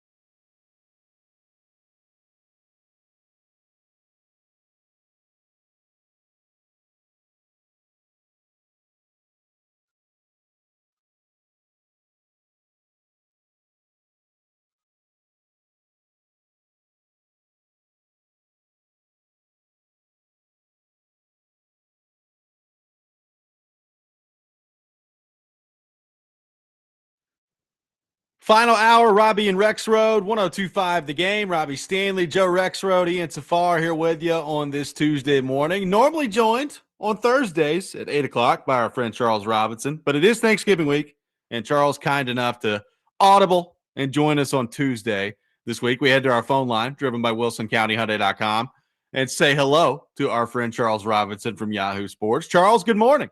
How are you?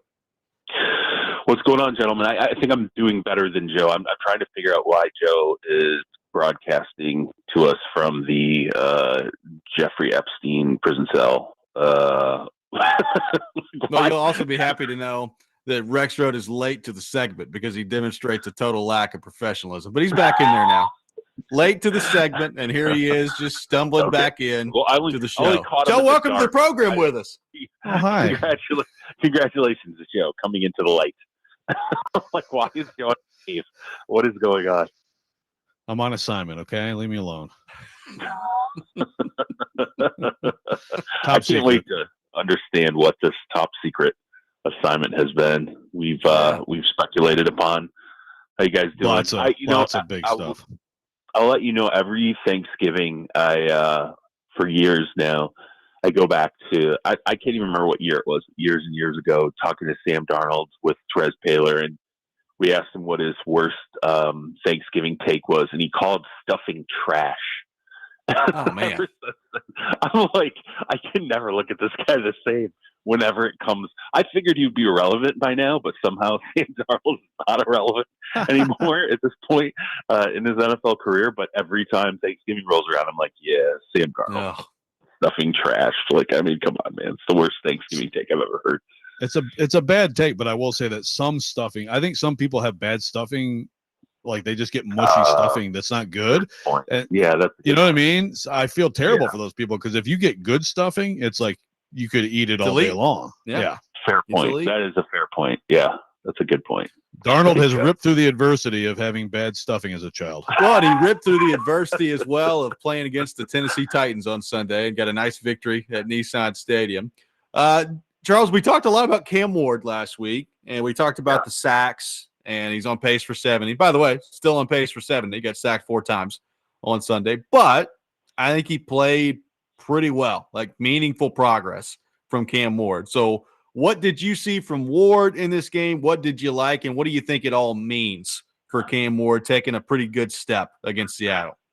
Yeah, I mean, we texted about it, you know, when it was unfolding. Like I was really, really encouraged. Like I felt, you know, when they hit halftime, I'm like, this is probably one of the best games I think I've seen Cam Ward, you know, play. I mean, I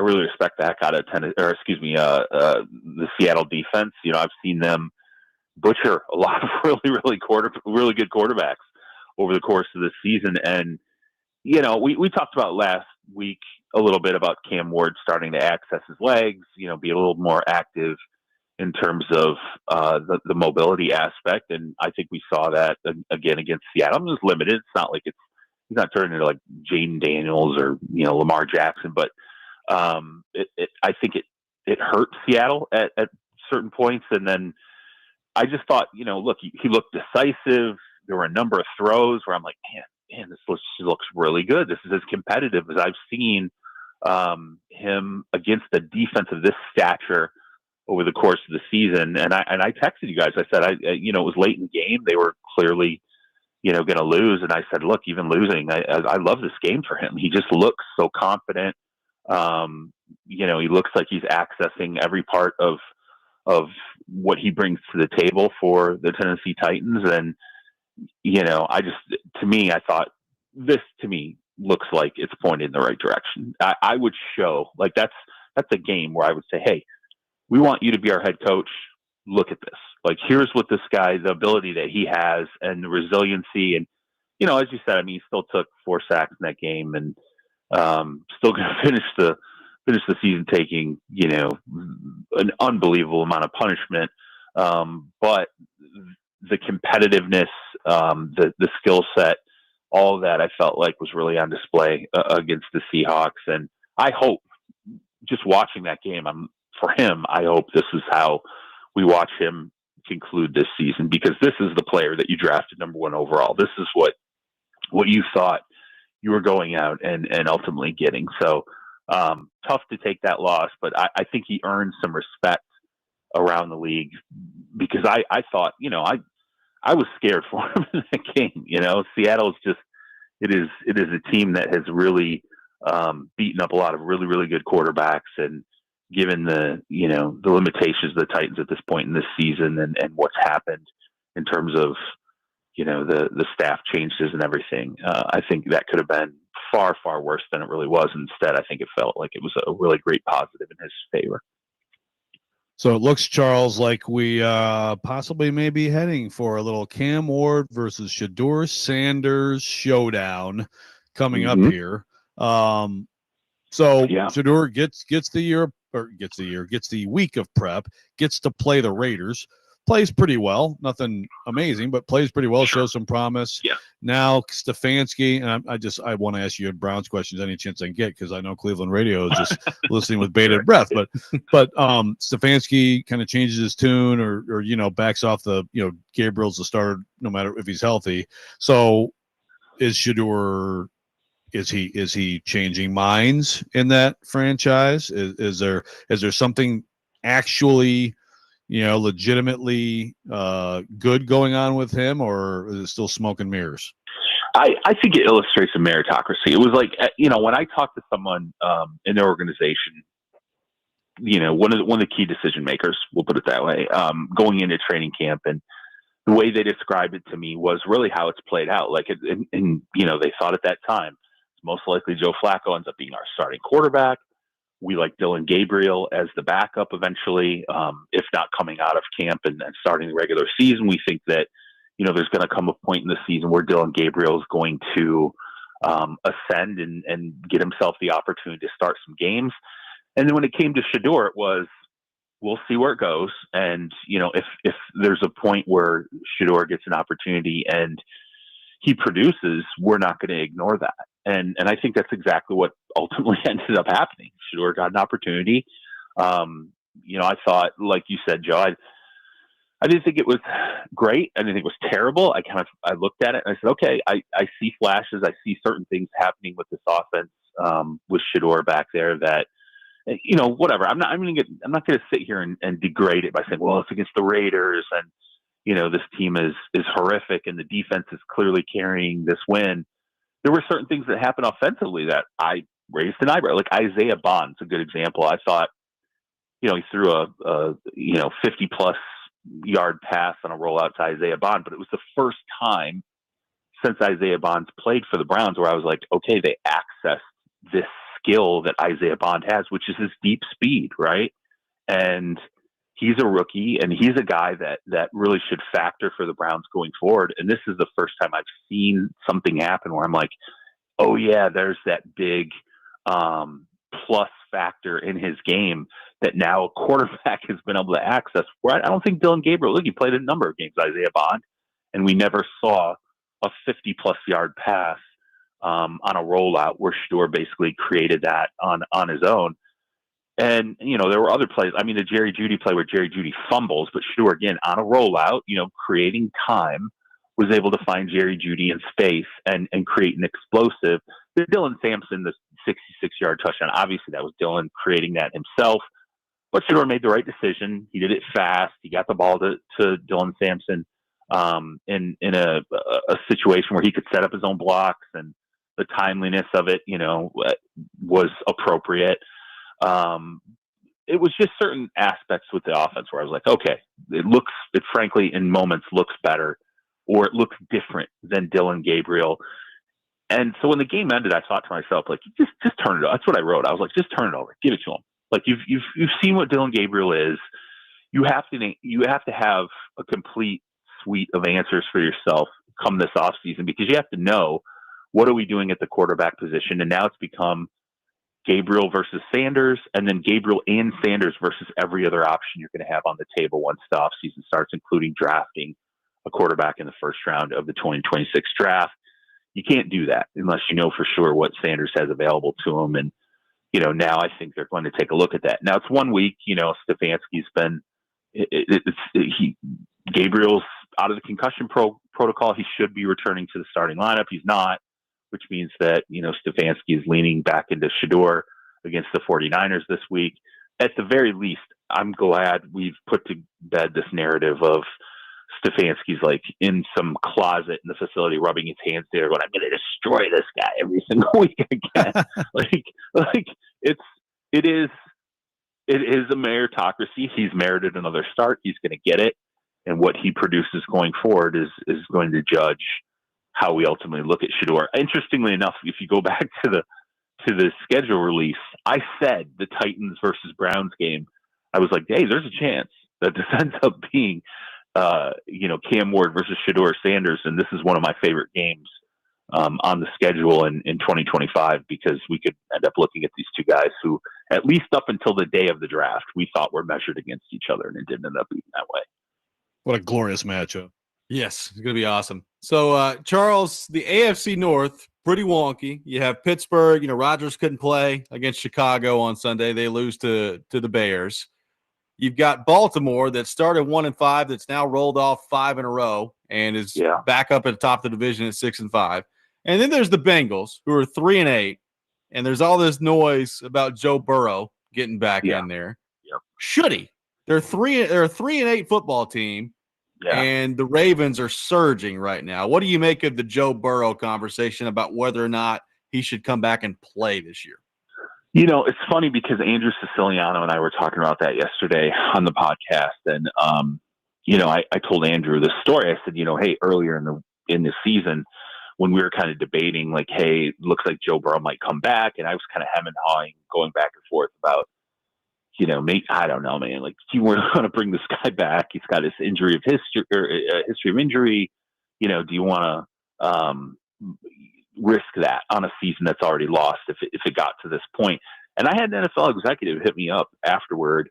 He had caught that portion of the show. And he was just, he basically ripped me. And he was like, "Look, man, like, what are you talking about?" He's like, first off, and again, I'm paraphrasing here, but he's like, "Look, if you're the Bengals, you start Burrow when you can. Like, he doesn't have a history of full availability. It's not like he's playing 17 games every single year. So when he can play for you, you play him. You can't just decide, well, we're afraid of breaking him, so we can't play him."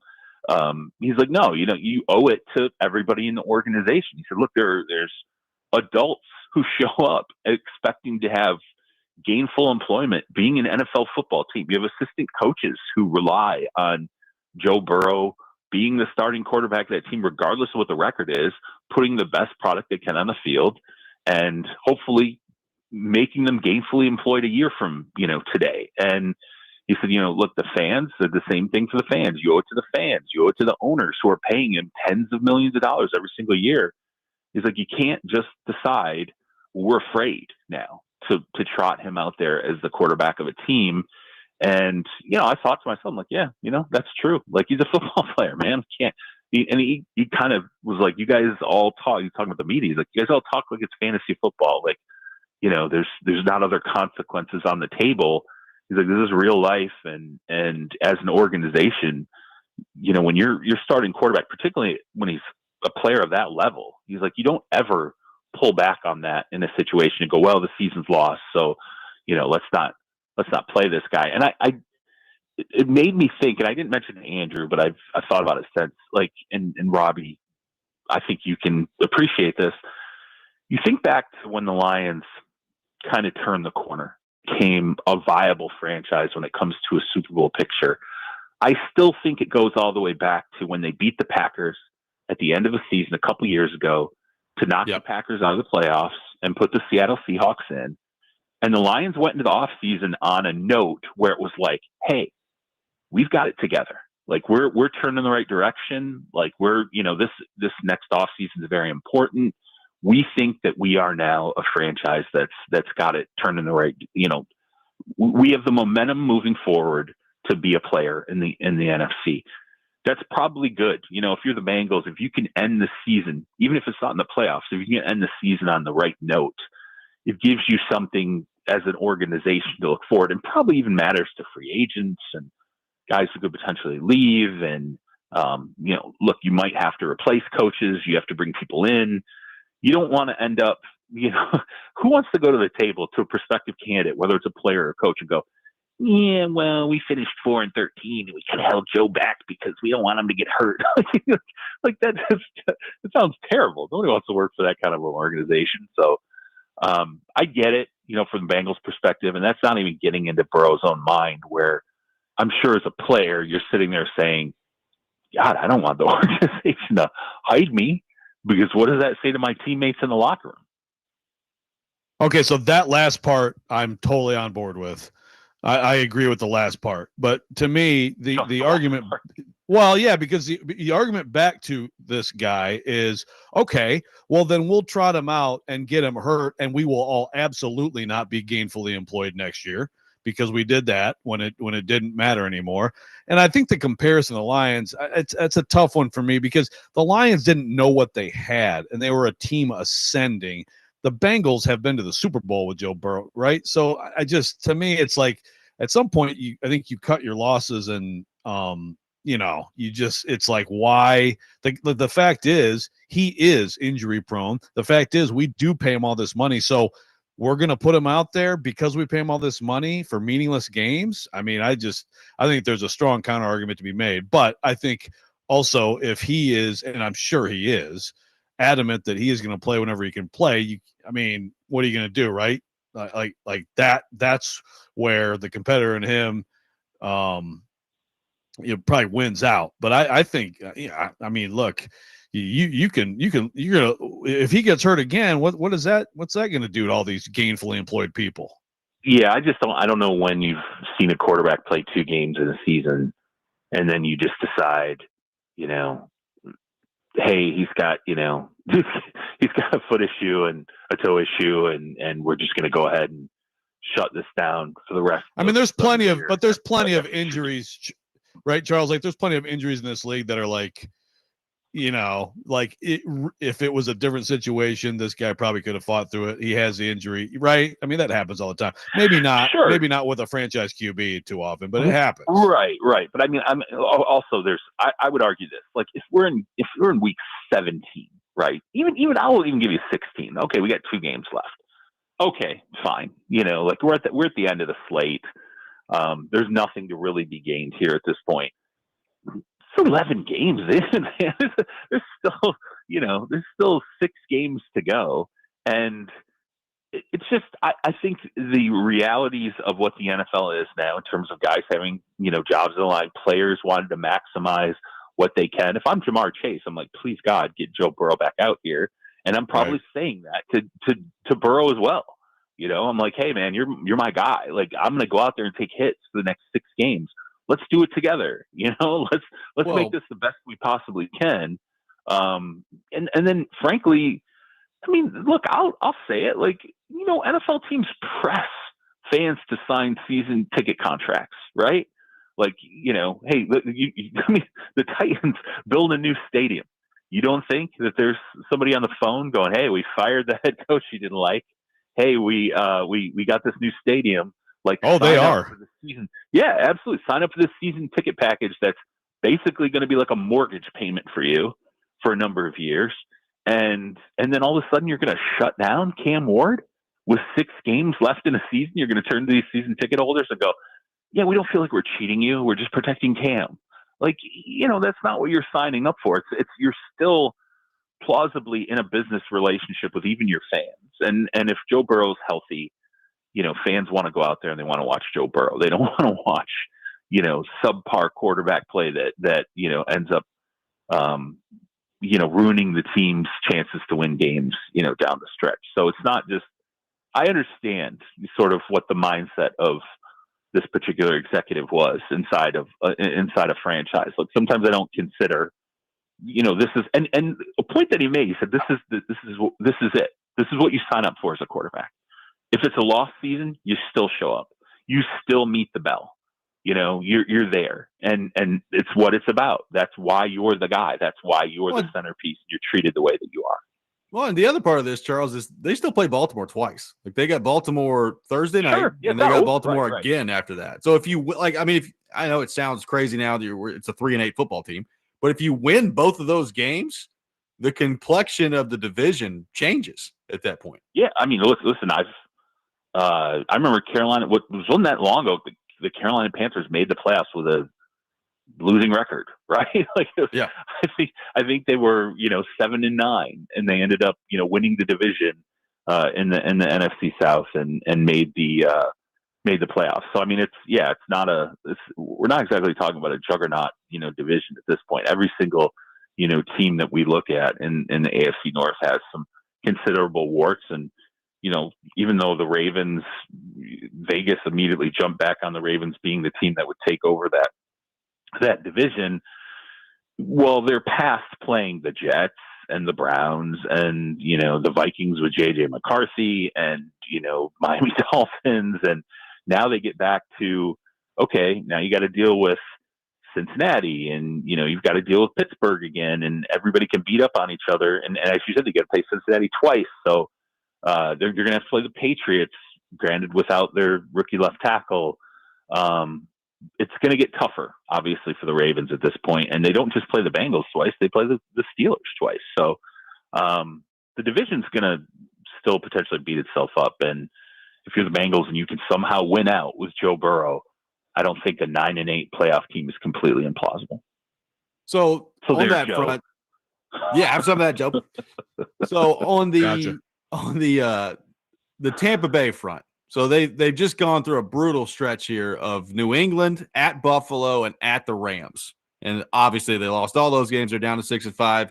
Baker Mayfield got hurt. Sounds like it may be better than originally thought, but what do you make of where Tampa Bay sits at this point? After early in the year, Mayfield looked like an MVP candidate, and now they're reeling a little bit through 3 losses. Well, I think he's going to be okay. Now it's an AC joint sprain, non-throwing shoulder. He's not ruled out this week against the Cardinals. Non-throwing shoulder situations, that's usually a shot. You take it, you go out, and you're it's all pain management at this point. You hope that, hey, this isn't something that gets worse. And again, you always hate talking about a player being a, Bud Kilmer, let's get the needle out and get him on the field, varsity blues situation. But it kind of is that for Baker Mayfield. And it matters, for the Buccaneers. It was funny because I probably cursed them.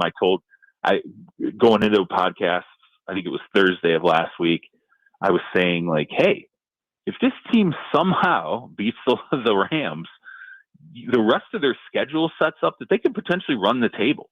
This is a team that potentially, I thought at that point, could go 7-0 to finish the season, finish 13-4, and maybe get some money on the Buccaneers being the number 1 seed in the NFC, just because of how the schedule sets up. Well, obviously they get killed against the Rams, and the Rams look like the team that they are, but the remainder of the schedule remains the same for them. You're playing the Cardinals, the Saints, the Falcons, the Panthers, the Dolphins, and the Panthers again. I mean, and I'll say this about the Panthers: like, Panthers have been a very solid team, but again, still beatable. Particularly, you get Chris Godwin, obviously is now back in the fold for the Bucs, and it's a banged up secondary, but the Bucs can still go, 6-0 the rest of the way.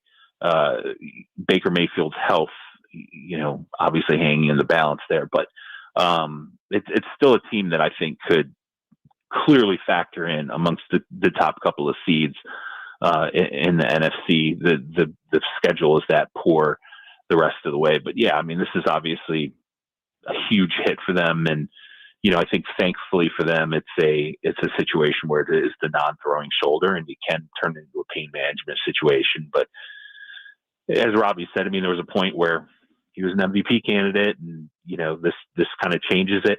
I'll say this too about Baker, because there will always be second guessing in Cleveland about why didn't you stick it out with him. He plays in a manner where he takes hits. He holds the ball at times to make plays where he takes hits. He has a frame and a size to him where he is susceptible to having injuries. And it was one of those deciding factors for Cleveland when they sat there and said, we're going to move on from him, because they had gone through the injury roller coaster with Baker. And I think they were convinced we don't know. We can sign him to a massive contract extension, but we don't know if this is going to be one of these guys where, from one season to the next, he's missing, 3, 4, 5, half a season of games because of the fact that he'll play and absorb punishment, trying to be this sort of gunslinger that he is. And Tampa signed up for it. This is the reality that you're living with now. And now they're going to have to figure out the rest of this schedule and whether or not an 80% Baker Mayfield can get them there. Okay, I was going to ask you if Dan Campbell stinks as a play caller, but I already know he stinks as a play caller. So let me ask you this. More likely scenario, Detroit Lions win a playoff game or Detroit Lions don't make the playoffs? Ooh. Got you pause there. Yeah, well, because it's not. They're still on the outside looking in right now. That's the crazy thing. I'm stuck. It's crazy to me that we're here. And frankly, it was. You watch the game. It's New York, and it's like Jameis is hitting these passes downfield, but he was like throwing it up. And I'm like, where's the secondary of the Lions? Like, do they not know the ball's in the air at times? It's not like these were precision passes. Like, people are going to look at the box score and Jameis had a really good game. It really wasn't that good. It was like, you had the Lions secondary, whether it was linebackers or, especially the safeties, just were not able to locate a ball that's a pop fly. And the Giants are pulling a rabbit out of a hat as a horrible 2-9 team and beating the Lions at that point.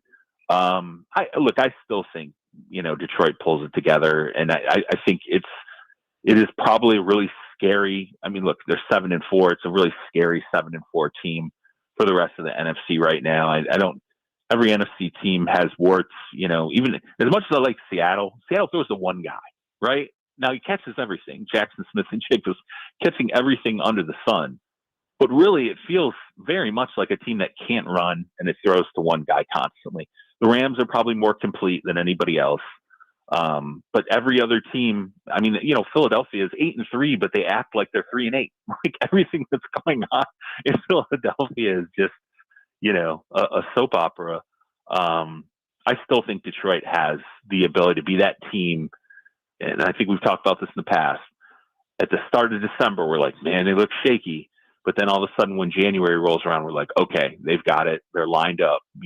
Everything's good. They've got momentum. And then they hit the playoffs and have an ability to streak. And by the way, it's crazy to me. This Jahmyr Gibbs, I didn't know it until I started to see some of the stuff on social media where they're like, hey, Jahmyr Gibbs has 44 touchdowns before the age of 24, and Barry Sanders is the all-time leader before the age of 24 with 47. And Jahmyr Gibbs doesn't turn 24 until March. And I'm like, oh my God, this guy's off to an unbelievable start. Somebody threw up a stat line showing, Barry Sanders, start up into this point in his career compared to Jahmyr Gibbs. Gibbs is pretty close. Sanders in terms of like rushing yards, I think Gibbs is averaging like 6.1 yards a carry over the total of his career. Good God. And then I saw Herman Moore was talking about, he's comparing the ability of Barry Sanders in a singled up situation. Nobody can tackle him, but he kind of was like, look, I'm not saying it's the same thing. He said, but if you take the wrong angle on this guy, it's over. Like, that's it. Point blank. Like, if you take the wrong angle, it's done. It's wild that Detroit was able to pull another player like this at the running back spot.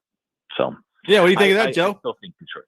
What's that? Go ahead. Well, I think that people should stop comparing Jahmyr Gibbs, who's great, to freaking Barry Sanders. Okay. Sure. No. I'm not. I don't think it's just. Come on, man. It's obviously, how it is. Like any statistical comparison when guys start off a year. Look, there's people are having the Jackson Smith and Jigba conversation, like, Megatron, and I'm like, come on, man. Sure, like, sure. We're not. It's just like it's stats, right? It all comes down to stats. Two completely different players in different eras, and it's of course it's insulting to all of us from Michigan when the people we've watched be unbelievable first ballot Hall of Famers get compared to anybody else. But you got to admit, man, that kid is. Good Lord. Oh, he's saving they'd be a bad team if they didn't have him. Oh yeah, there's no doubt. And there's few guys though that I've watched the game and you see him hit some space and you're like, oh yeah, that's just That's not he's gone. Like it's not even close. Like there's no and there'll be guys in his proximity, but he's one of the few players in the NFL playing right now where you're like when he gets open and he's in space and someone's trailing by 2 yards, you're like, that's more than enough. It's over. They're never gonna get him. Well, Charles, thank you for being with us today. Happy Thanksgiving to you and your family, and we will talk to you next Thursday, my friend. You as well. Have a happy Thanksgiving, and Sam Darnold, you are trash for calling stuff trash. One more time. Nice. Send that to Seattle Radio. There we go. Have some. Yeah, man. Charles Robinson, our guest on the program. We'll react to what Charles had to say coming up next. Robby and Rexrode, 102.5 The Game.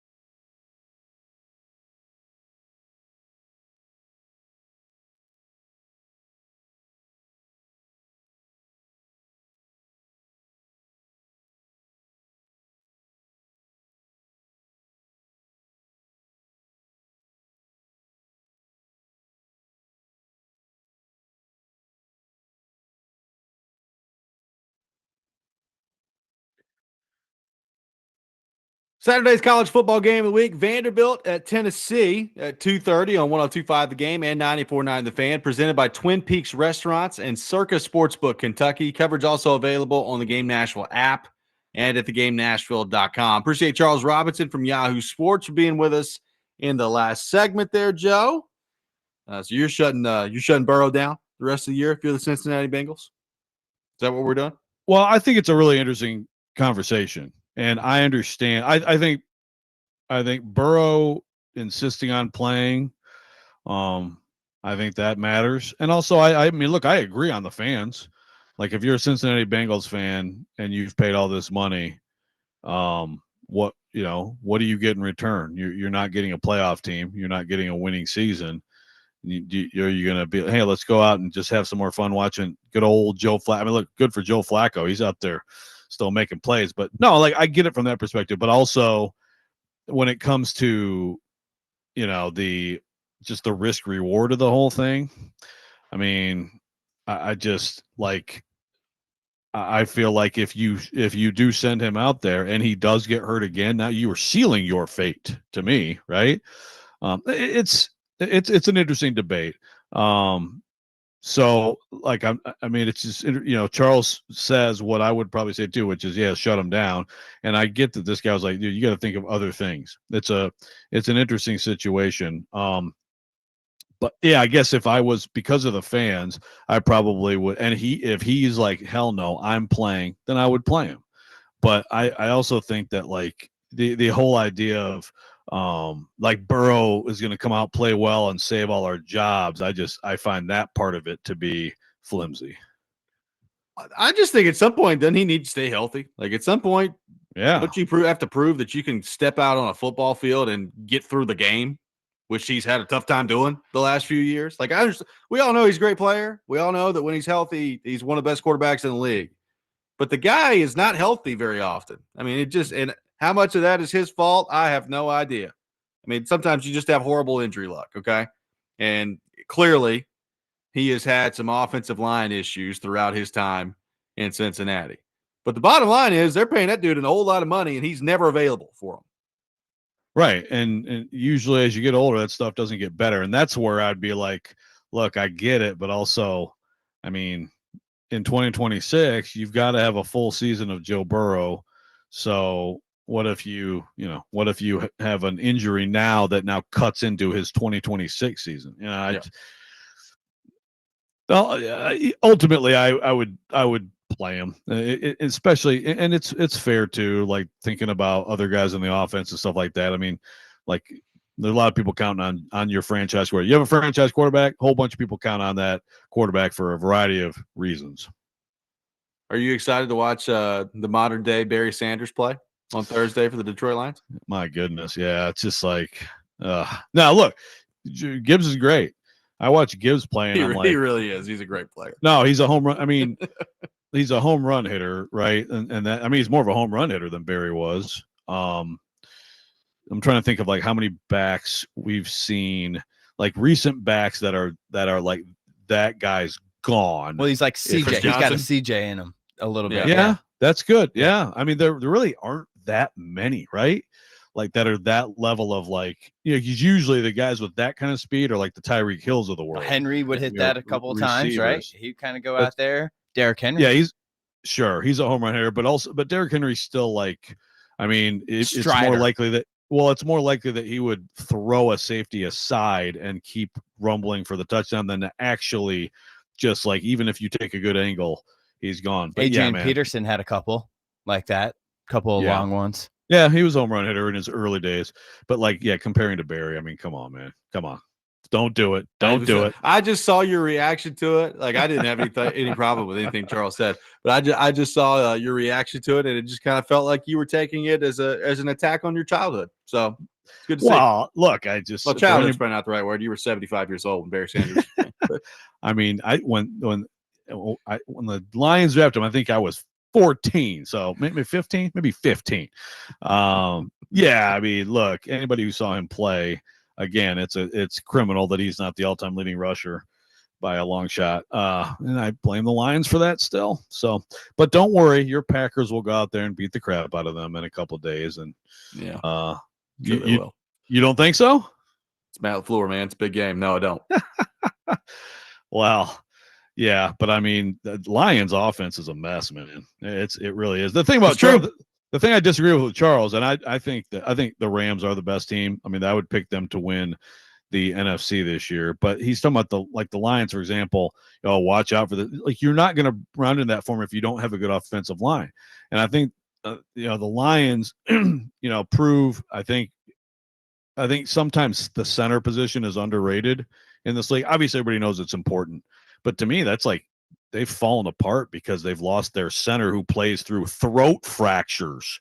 Yeah. And I mean, think about the Titans 10 years ago. They add like a good player from Houston, whatever. Sure, Ben Jones. How important was Ben Jones to the Titans' run here? Way underrated in the whole thing. Way underrated. And in this league, when you have a top 1 or 2 offensive line, you can do anything. If you all of a sudden go to, and the Titans can relate to this, if you all of a sudden go to, I'd say the Lions are sub-average overall with their offensive line with what's going on. All of a sudden, Jared Goff, he looks again like just a dude. He doesn't look like a great player because he's got happy feet. I mean, offensive line play, it's so hard to get elite offensive line play. It's so easy to become bad up front in this league. 615-737-1025, our phone number. We'll get back into Tennessee and Vanderbilt. Coming up next, take your thoughts on our phone and text lines driven by WilsonCountyHyundai.com. Busy Bee Plumbing, Heating, and Air Conditioning having a coat drive today from 3 to 6 at the Seven Cedars Butcher Block on the Lebanon Square. They'll be collecting new or gently used coats and jackets, and they'll go to Lebanon needy families. So today from 3 to 6 at the Seven Cedars Butcher Block on the Lebanon Square. This is Robby and Rexrode, 102.5 The Game.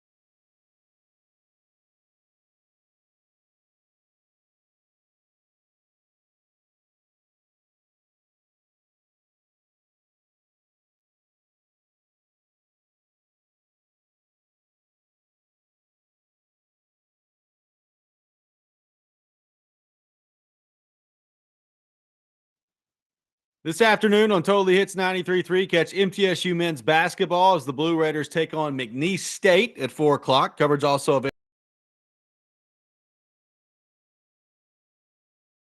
available on the Totally Hits Nashville app and at TotallyHitsNashville.com. On Totally Hits 93.3, and big one coming up for the MTSU Blue Raiders. By the way, was pointed out, I think Mike Orkin put it out there among others, that Derek Mason coming back next year for year 3 as MTSU football coach. So we'll get into that a little bit later in the week. Joe, it is Tennessee Vanderbilt week. We've had a lot of talk on Tennessee and Vanderbilt today. We will have more tomorrow. And the question I threw out there earlier, like trying to put into scope this game for Vanderbilt fans, right? Like we know what's at stake in the college football playoff. We know if they win it, they're going to need some help to get in. But like the possibility of winning a game to get to 10-2, the best team in the history of your program, and taking down your arch rival to potentially punch your ticket to the college football playoff. That's on one hand, if you're a Vanderbilt fan. And the other hand, like if Tennessee wins, you have your best season ever, a quarterback that's going to be in the thick of the Heisman conversation, and then you end it by losing to your arch rival and still not having beaten Josh Heupel, if that's the way it plays out. It would still be just an amazing season for Vanderbilt football, regardless of how this game plays out. But I do think from a fan base perspective, Joe, those two pretty different outcomes there on the line on Saturday. No doubt. And I would add on to it. Someone, Vanderbilt fan texted earlier. I wouldn't know because I got locked out of the text line again, but texted earlier that you read it that, even you lose, you have 9 wins. They've never done that in the regular season since 1915, all this stuff. And you get this amazing bowl. What actually, like if Vanderbilt loses, or it possibly if they win, they don't get in the playoff too, but they might be in the Music City Bowl. I mean, all due respect to the Music City Bowl, but like if you're a Vanderbilt football team, you want to travel somewhere, like preferably way warmer than this place in late December for a bowl game. And that might be because the SEC, like the SEC is now with the bowls, it purely like they don't even worry really about like pecking order record. And it's just like, yep, you can take, you get first pick, you get this pick. And unfortunately for Vanderbilt, like they don't have the traveling crew that probably any other SEC school does, right? So that's that could be another consequence of losing this game. Or again, could be if you win too. I also think that a 10-2 Vanderbilt that gets screwed out of the playoff. And again, I say screwed. I mean, like I'm sorry, but like Oklahoma won at Alabama and they won at Tennessee. You didn't. Like that's not like looking at the helmets. That's just the reality. I mean, you both lost to Texas. They lost to Ole Miss. You didn't play Ole Miss. If they get left out at 10-2, I could see Sankey being like, you know what, like they need to be at a like guys, yeah, like you got to get them to Orlando or Tampa. But anyway, that's just one other little. That's a subplot. But yeah, it's just the stakes of this are just gigantic, and they're gigantic for Tennessee too. I think in particular, as we talked earlier a little bit about, just for Heupel, the feeling around Heupel, to me, very different win or loss here going into the offseason with the fan base. Yep, totally agree. And, I think you're going to have two motivated teams. Vanderbilt, without question. I think Tennessee answered a lot of questions on Saturday about how motivated they were going to be. I mean, the Florida game very clearly meant something to them. And I said it earlier, man, like the Diego Pavia part of this, Tennessee fans, I'm sure a lot of Tennessee players don't really like him all that much. So that's going to be an interesting subplot to all this, is beyond the stakes of the two teams and the games and all that, but the Pavia factor in all of this, I think is going to make for a pretty intense environment. No doubt. And I would say this, and there's going to be, look, he does this every game. Alabama went nuts about this. Yeah. Every game he does the practicing the kneel down thing. It's just part of his pregame routine, but they lost it at Bama about that. But I would advise him. I mean, no one should advise him. He's going to go do whatever the heck he wants. But like early in the game, when you run, maybe get down a little bit, because I just people want to hit that guy, and I know Tennessee defensive players want to hit that guy. Now he's the amazing thing, and I do think that some of it is Vanderbilt has definitely put him in harm's way less this year. I think they've done a good job of managing that, but he's healthy. And at this time last year, he was not. He was limping around, and gutting it out, but he's healthy and fast. So it'll be interesting too to see that, like, do they unleash him a little bit more as a runner? In the last 3 games, it's just been like, hey man, throw it around the yard. And he's had insane numbers to the point where he's now, like in our Heisman poll, which is a lot of Heisman voters, he's right there with, Mendoza and Love from Notre Dame. It's a really interesting Heisman race too. That is going to do it for us today on the program. We'll be back 6 a.m. tomorrow. Hope everybody has a wonderful rest of their day. Next Man Up is coming up next. You're listening to 102.5 The Game.